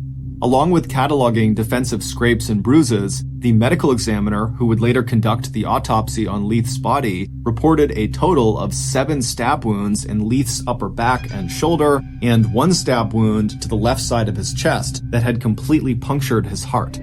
Throughout the attack, Bonnie was aware only of a single dark figure at the foot of the bed, striking her and her husband again and again. And with each blow and each downward plunge of the hunting knife, another spray of blood spattered across the walls, the bed, the floor, and the ceiling. At least twice during the attack, Bonnie lost consciousness. and the last image she had of the attacker was when she woke up on the floor next to the bed and the assailant was standing at her feet. Then the figure disappeared and Bonnie heard a whooshing noise and the soft click of a bedroom door closing before she once again drifted into unconsciousness. What the murderer did not know was that Bonnie was not dead. The knife strike into the very center of Bonnie's chest had glanced off bone and cut not onto the heart, but into the chest wall, causing her lung to collapse and her chest cavity to fill with blood, but leaving her heart intact. When Bonnie woke again just before 4:30 a.m., she reached up, thinking she needed to get back on top of the bed. That's when she felt Leith's hand. His fingers were sticky with blood and were hanging limp off the side of the bed. It was at that point that Bonnie, who was now sure that her daughter Angela must also be in danger, dragged herself to the phone and called 911. Meanwhile, the killer had already left the house. Just before exiting through the back door, they had rifled through the handbag that had been left out on the kitchen counter, and then they knocked out a pane in the back door window so it would look like the door had been forced open and the house had been robbed. But even then, as he failed to grab the green knapsack he dropped on the back porch, the killer's thoughts were already far away. All summer long, the killer had gotten more and more deeply involved in the game. But until now, all the points the killer had ever earned in the game had been based on carrying out imaginary adventures, just role-playing different scenarios they'd created in their mind. But tonight, this adventure had been real. This time, the killer had entered a real castle, killed a real sleeping overlord, spared his sleeping daughter. This time, the killer hadn't used a game board and dice and a deck of cards to play Dungeons and Dragons. This time, the killer had brought their favorite, all-consuming game to life. This time, the killer had drawn real blood. More blood, in fact, than he'd ever imagined a human body could contain. As the killer slipped into the waiting car, he imagined Chris Pritchard's face when he told Chris all the details, because the killer had just done exactly what Chris Pritchard had wanted him to do: to kill Chris's stepfather and mother. James Upchurch III, known to good friends like Chris as Moog, turned to look at the young man next to him in the driver's seat. Gripping the steering wheel, the driver, 21-year-old Neil Henderson, shot a questioning look back at Moog. Neil had recently dropped out of North Carolina State University in Raleigh, but Moog and Chris had invited him to join them in their conspiracy to kill Chris's parents, promising Neil a payment of anywhere between $2,000 and $20,000. In a moment, Neil had his answer. Pulling off his black ski mask, his face alive with excitement, Moog punched the air with a balled fist. "I did it!" he told Neil. "I can't believe I did it!" It would turn out that by the end of his second semester at North Carolina University in Raleigh, Chris Pritchard wasn't just getting bad grades. In fact, Chris's problems were much, much worse. Since arriving at college, Chris hadn't just become a heavy drinker. He had also become a habitual drug abuser, a habit that was costing him more than he could possibly cover using the $50 a week allowance he got from his parents, Leith and Bonnie. While his parents did not know the extent of their son's alcohol and drug addiction, which now included marijuana, ecstasy, cocaine, and LSD, they had given Chris an ultimatum. He either used his summer semester to clean up his act and improve his grades, or his parents would stop his allowance and he would have to leave college and find a job. But by the start of that summer semester, Chris had discovered something else at college that was just as addictive as the alcohol and drugs. Along with two other boys on campus, Chris had become obsessed with the complicated and immersive role-playing game called Dungeons and Dragons, which Chris had first started playing back when he was 12 years old and living at home. First introduced in 1974, Dungeons and Dragons allowed players to create and assume the identity of adventurers from all different historical periods, races, and occupations. Each game had a dungeon master who would act both as a referee and storyteller. And by completing various adventures and challenges, each player could earn so-called experience points that would allow them to move to higher and higher levels within the game. The theme that James Upchurch III, Neil Henderson, and Chris Pritchard chose for creating their adventures was medieval swords and sorcery, a theme that had its roots in the life and times of people who lived in Europe during the Middle Ages. As the boys spent more and more time together playing the game, Chris had also begun bragging to Neil and James about how rich his stepfather had recently become, exaggerating the amount of Leith's inheritance from $2 million to $10 million. And by mid-July of that summer semester, Chris and Moog, who was a dungeon master, had moved from role-playing adventures in Dungeons & Dragons to actually plotting the best way to murder Chris's parents and sister so Chris could inherit all that money and share it with his good friends Moog and Neil. Their first plan, which they tried to put into action on Saturday, July 23rd, was to drug the Von Steens with sleeping pills and then start an electrical fire that would burn down the house at 110 Lawson Road and kill Leith, Bonnie, and Angela. But that plot failed completely when Chris and James were unable to crush the fuse box and start the fire. Still, that failure didn't stop Chris. By the very next day, he and Moog had come up with a better plan. This time, Chris would stay at college and create an airtight alibi for himself, while Neil used Chris's white 1965 Mustang to drive Moog, who did not have a valid driver's license, down to Little Washington so Moog could kill Chris's parents. Instead of sleeping pills and arson, Moog would kill Chris's parents and possibly Chris's sister Angela using a baseball bat along with a knife that Chris had purchased for the job at a Kmart in Raleigh. No one would suspect Moog and Neil played any part in the murder, since neither one of them had any obvious connection to Mr. and Mrs. Von Steen. And all Chris had to do was get them a key to the Von Steen house, draw them a map of exactly where his parents' house was located, then make sure that during the time of the murder, he was seen by plenty of people playing cards in a friend's dorm room until 3:30 a.m. on the morning of Monday, July 25th. Once Moog had committed the murder, he and Neil would stop somewhere on their way back to Raleigh and get rid of the murder weapons and any other evidence, including the map, that could tie any of them to the crime. As for Angela, if she woke up during the attack, then James should kill her too.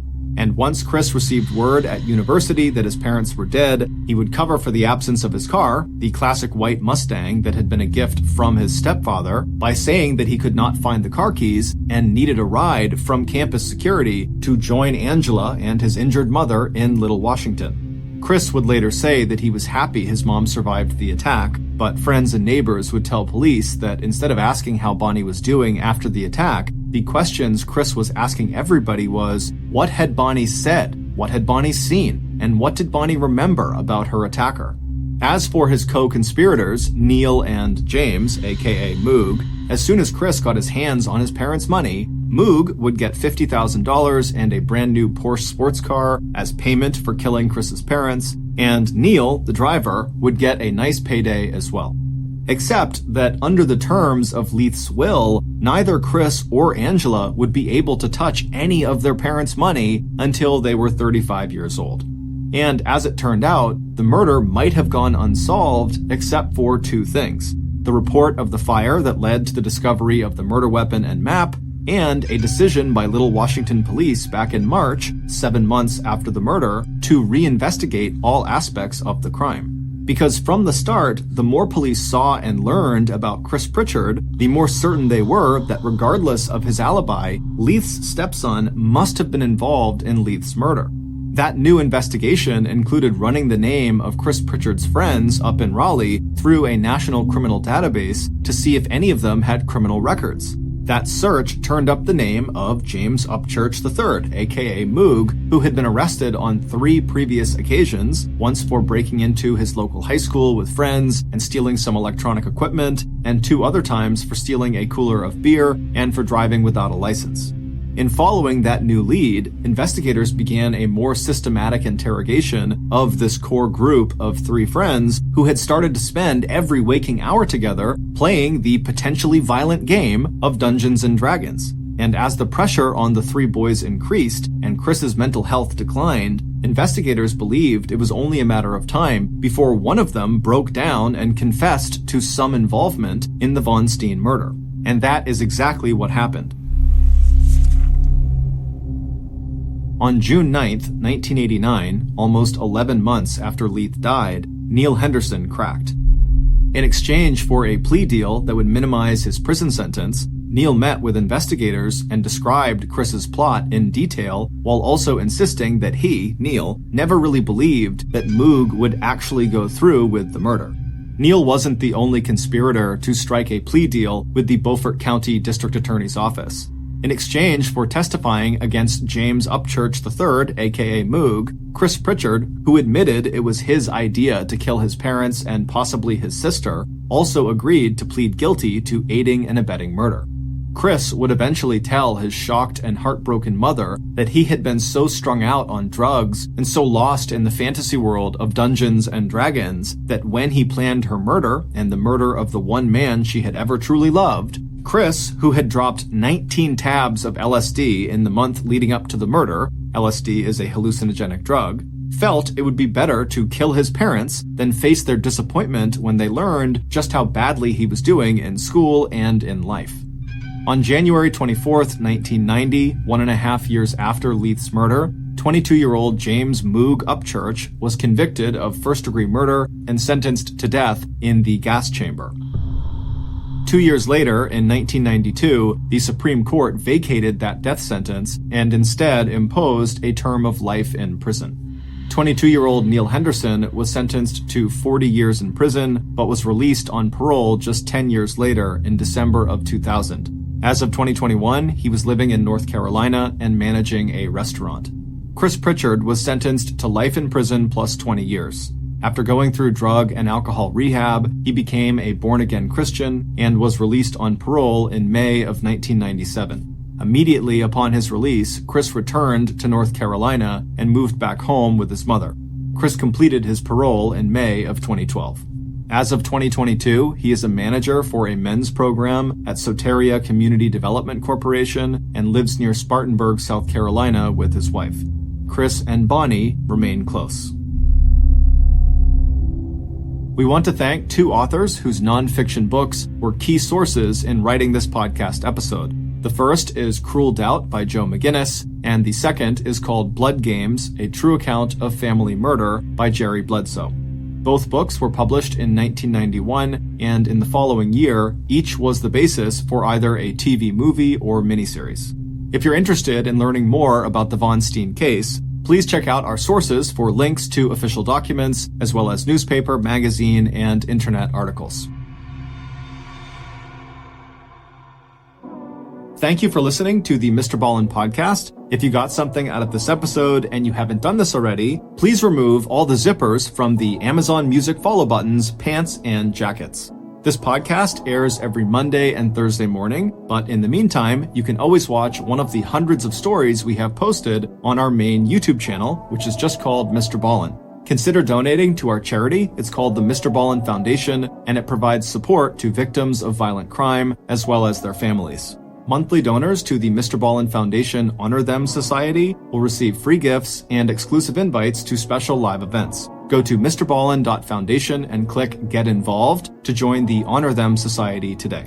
If you want to get in touch with me, please follow me on any major social media platform and then send me a direct message. My username is just @MrBallen, and I really do read the majority of my DMs. Lastly, we have some really cool merchandise, so head on over to shop. Today's podcast features two separate, unique stories that are both themed around the same thing: true Mexican horror.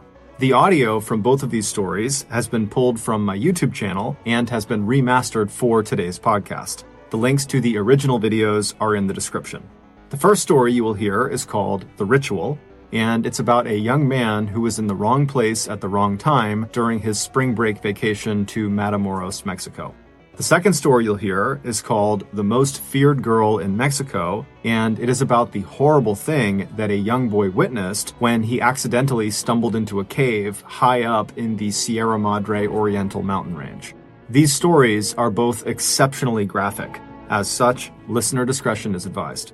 But before we get into today's stories, if you're a fan of the strange, dark, and mysterious delivered in story format, then you've come to the right podcast, because that's all we do, and we upload twice a week, once on Monday and once on Thursday. So, if that's of interest to you, please put a metal fork in the 5-star review button's microwave, set it for 99 minutes, hit start, and then leave their house. Also, please subscribe to the MrBallen podcast wherever you listen to podcasts so you don't miss any of our weekly uploads.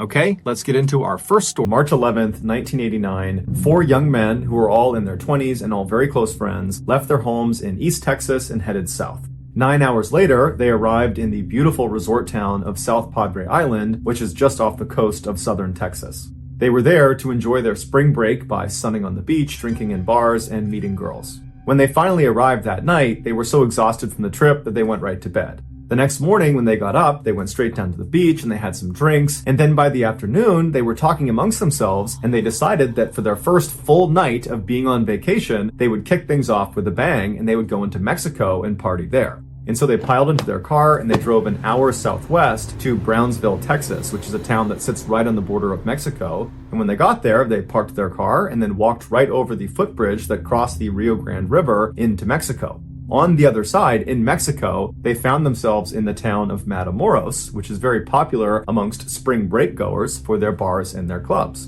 And so the four friends got a quick bite to eat at a hamburger joint, and then they made their way into the bars and the clubs, and they danced and they drank for hours. And then at some point, they got tired and left the bar scene. They crossed over the footbridge back into the US and made their way back to their hotel in South Padre Island.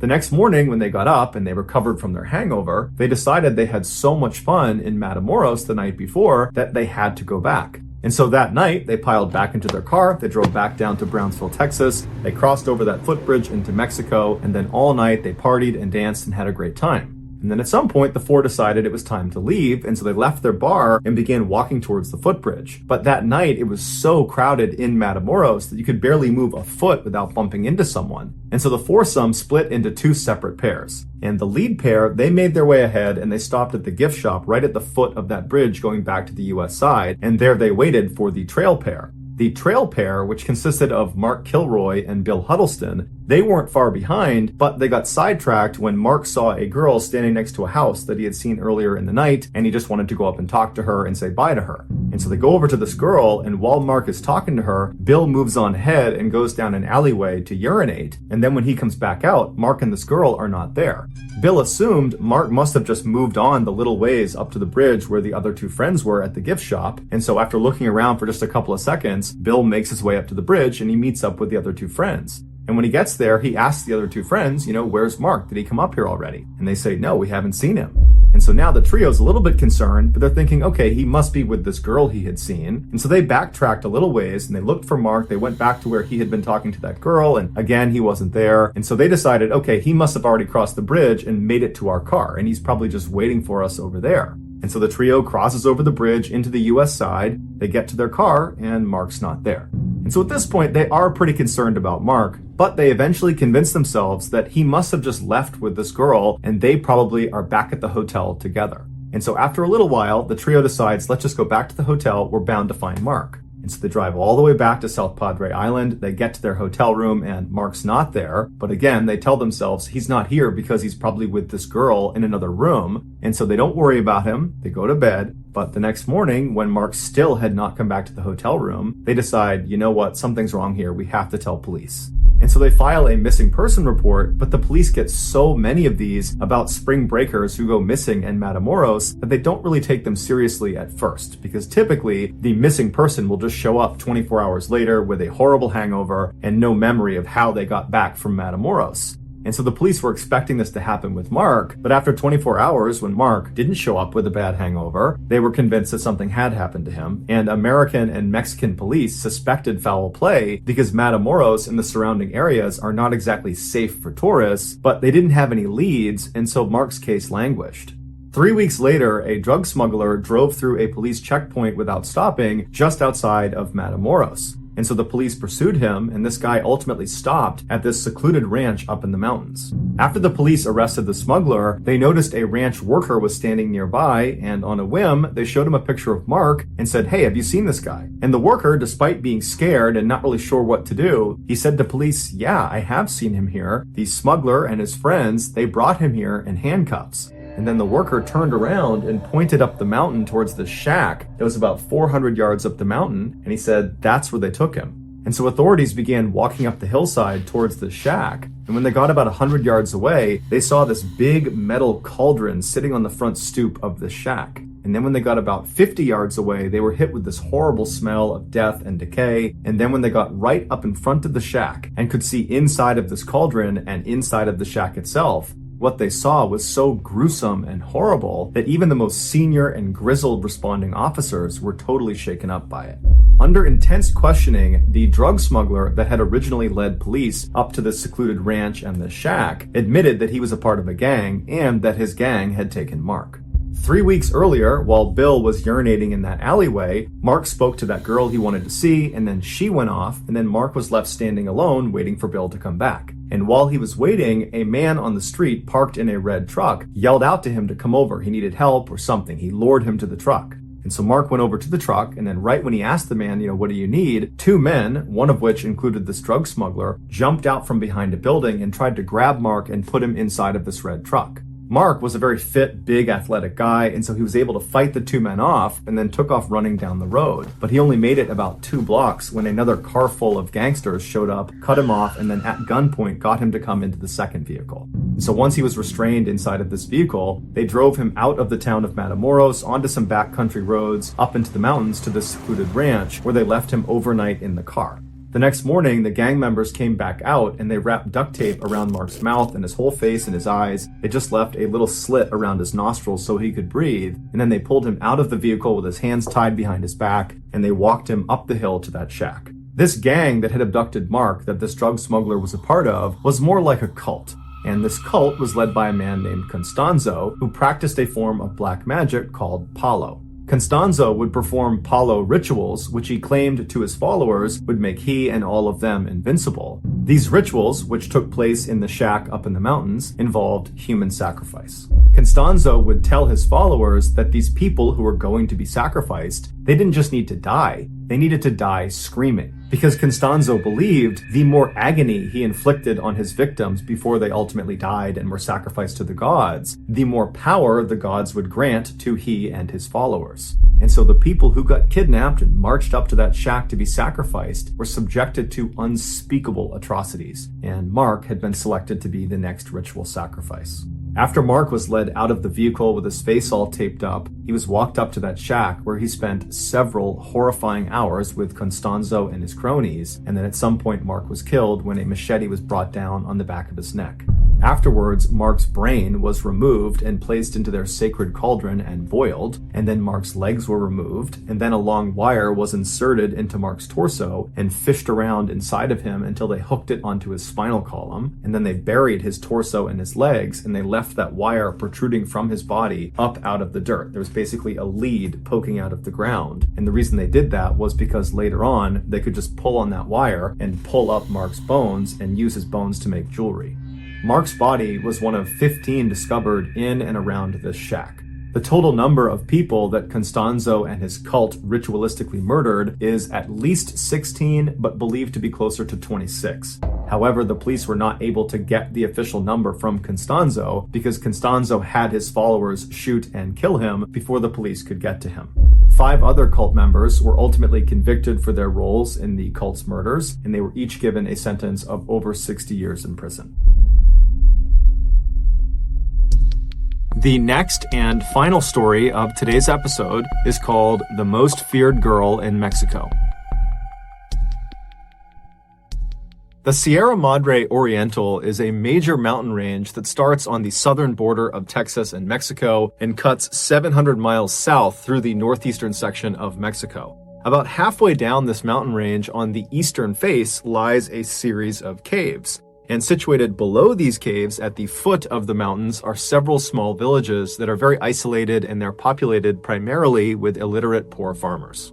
One night back in May of 1963, a 14-year-old boy named Sebastian Guerrero, who lived in one of these small isolated villages, decided to go for a walk up in the mountains, and he wanted to go explore the different caves. Now, this was something he did fairly regularly because there was a local rumor that there was actually hidden treasure in these different caves. Now, it's unclear if Sebastian literally believed that, or if that was just kind of an excuse to go have a look around himself.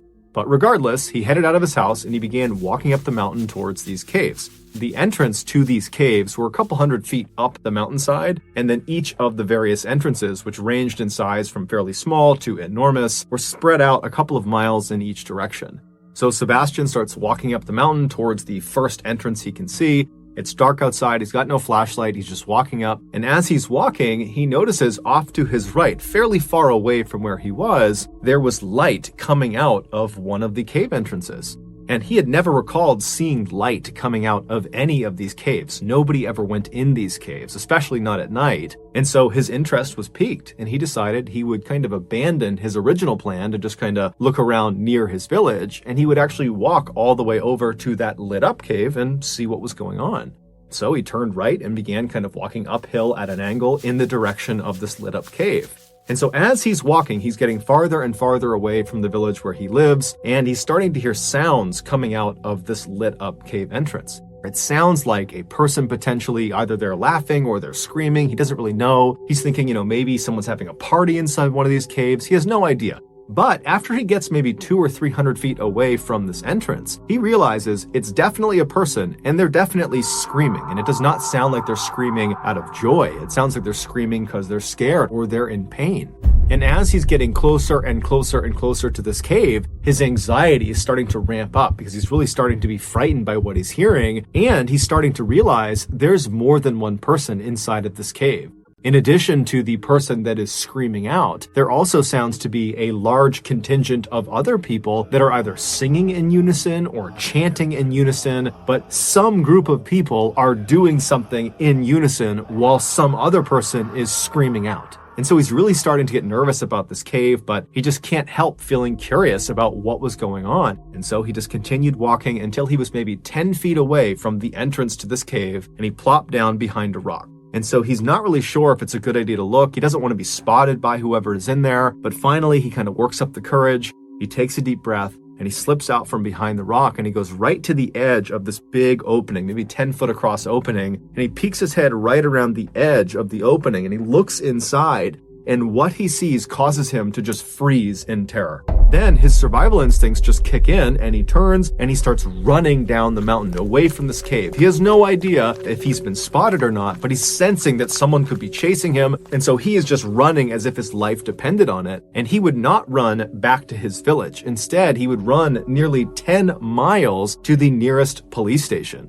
And when he gets there, he busts through the front doors and he's totally hysterical. He's drenched in sweat and the police officers are totally caught off guard. And so they're trying to tell him to calm down. And so Sebastian finally would kind of compose himself, but then he just was not able to describe what he had seen inside of this cave.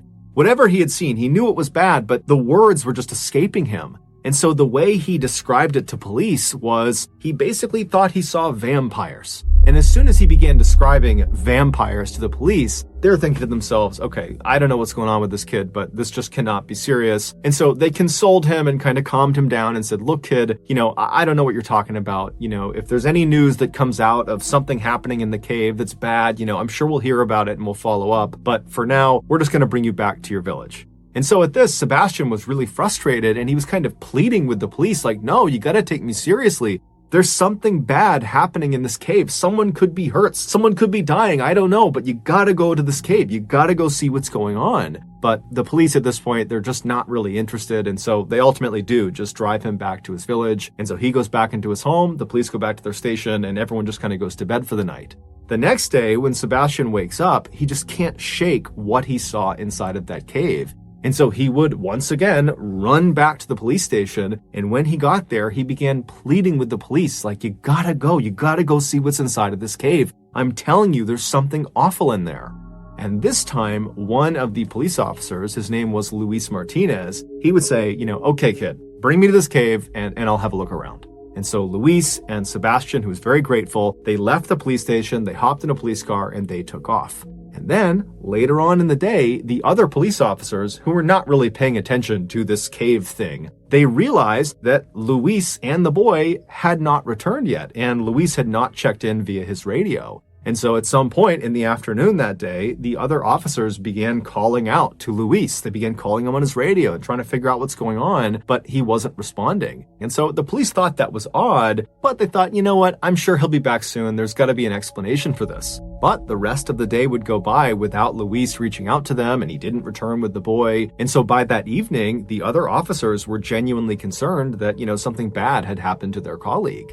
And so they tried calling Luis a few more times on the radio. It didn't work. And so the officers, they made their way over to Sebastian's village, and they found Sebastian's family, believing that, maybe the boy was back and he could give some insight into where Luis went. But when they talked to Sebastian's family, they would say, hey, he's not back yet either. And so both Sebastian and Luis at this point have not talked to anyone all day, and they are missing. And so the police at this point, they realized this is an emergency. They need to figure out where these two went. And so they were kind of understaffed. And so they contacted the Mexican army, and they explained, we're missing one of our colleagues. We're missing a child from this village. And so the Mexican army would actually send out a military unit to assist them in going and finding these two people. And so the unit, they show up later that night, and the police and the Mexican army, they head out to where this cave was. And when they saw what was inside the cave, it would shock the world.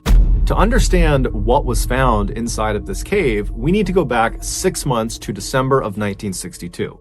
That month, two brothers, Santos and Cayetano Hernandez, who made their living basically traveling around Mexico, stealing from people and swindling people, they decided they were going to pull off their biggest heist yet. They were going to rip off an entire town.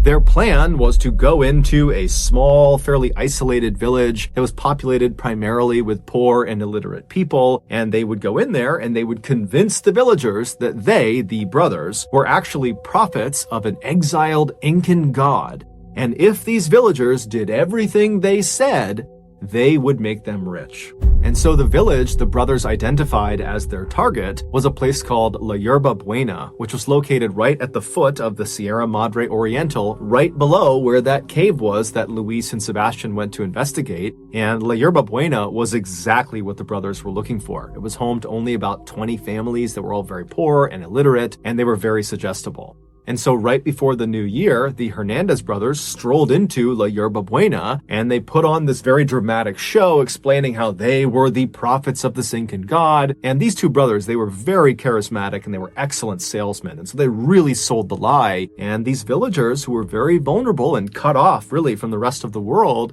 they believed them. They thought this was their big break. They're going to be rich. We just have to do whatever they say. And so almost immediately, the villagers effectively became the Hernandez brothers' slaves. They would give them anything they wanted and do anything they wanted. But after a couple of months of this, some of the villagers started to be frustrated with the Hernandez brothers, the prophets, because it seemed like they were not really working towards making the villagers rich. Instead, it just seemed like they were horribly mistreating the villagers. And it just didn't feel like this was a relationship that was benefiting the villagers. And so when this sentiment began to kind of make its way around the 70-ish people who lived in La Yerba Buena, the brothers picked up on it, and they could have, at that point, just kind of abandoned their gig. At this point, they've robbed the town dry. There's nothing left for them to give to the brothers. But for whatever reason, the brothers decide instead to salvage their operation. And so the brothers, they leave the village and they go to a city that's relatively close by, and they recruit this young woman named Magdalena Solis. She was a prostitute, and they tell her, hey, we have this con we're doing in La Yerba Buena where we're pretending to be prophets of this Incan god, and they're starting not to believe our lie, and so we need you, if you're willing, to come with us and pretend to be an actual Incan goddess. And so when you show up, they'll know that we were serious, that we have a direct line to the Incan gods and goddesses, and they'll believe us again, and they'll fall back in line. And so Magdalena, she likes the idea of participating in this con, and so she agrees to do it in exchange for some money. And so she, along with the Hernandez brothers and Magdalena's brother, his name was Eliezer, and he functioned as her pimp, those four people, they went back to Yerba Buena, and when they got there, the Hernandez brothers snuck Magdalena past all the villagers up to that cave up in the mountains, and they put her in the back of the cave. They kind of hid her behind some rocks, and they dressed her up in an Incan goddess costume. And then once she was in there, the brothers went back down to the village and they rounded all the villagers up and said, come on, let's go up to the cave. We have a special ceremony for you. And so the villagers made their way up to this cave, and once they were all inside, the Hernandez brothers used some basic magic tricks and created basically a smoke screen. Once they had the smoke screen kind of billowing in the back of the cave, They secretly signaled to Magdalena, who was behind the smoke screen, and she knew that was her cue, and she leapt through the smoke and she presented herself to the villagers for the first time, and she declared herself to be a reincarnated Incan goddess, and if you don't do what I tell you to do, I'm going to kill you. And so the message she was sending to the villagers was so intense, they completely believed that this was an Incan goddess, and therefore this was not a ruse. The brothers were not lying to them. This was all very real. There's a real goddess in front of us. And so they immediately fell right back in line. The plan worked exactly as the brothers wanted it to. However, there was an element of their plan they could not possibly have accounted for, and that was what Magdalena did next. Even though Magdalena was fully aware that what she was getting herself into was an act, it was a con, it was not real. Despite that, as soon as she jumped through the smoke and was standing in front of the villagers for the first time and saw the looks on these people's faces as they stared up at her and she saw their reverence for her, it had this profound impact on her. This is a woman who's never had control in her life. She's been a prostitute since a young age, and here she is, the most powerful person in the room, and it's not even close. And it got to her head. And so when she left the cave that night, she literally believed she was a reincarnated Incan goddess. And she was not a merciful one. Within the first few days of her stay at La Yerba Buena, Magdalena used threats of violence on the villagers to completely take over the village. She very easily supplanted the Hernandez brothers at the top of the power structure.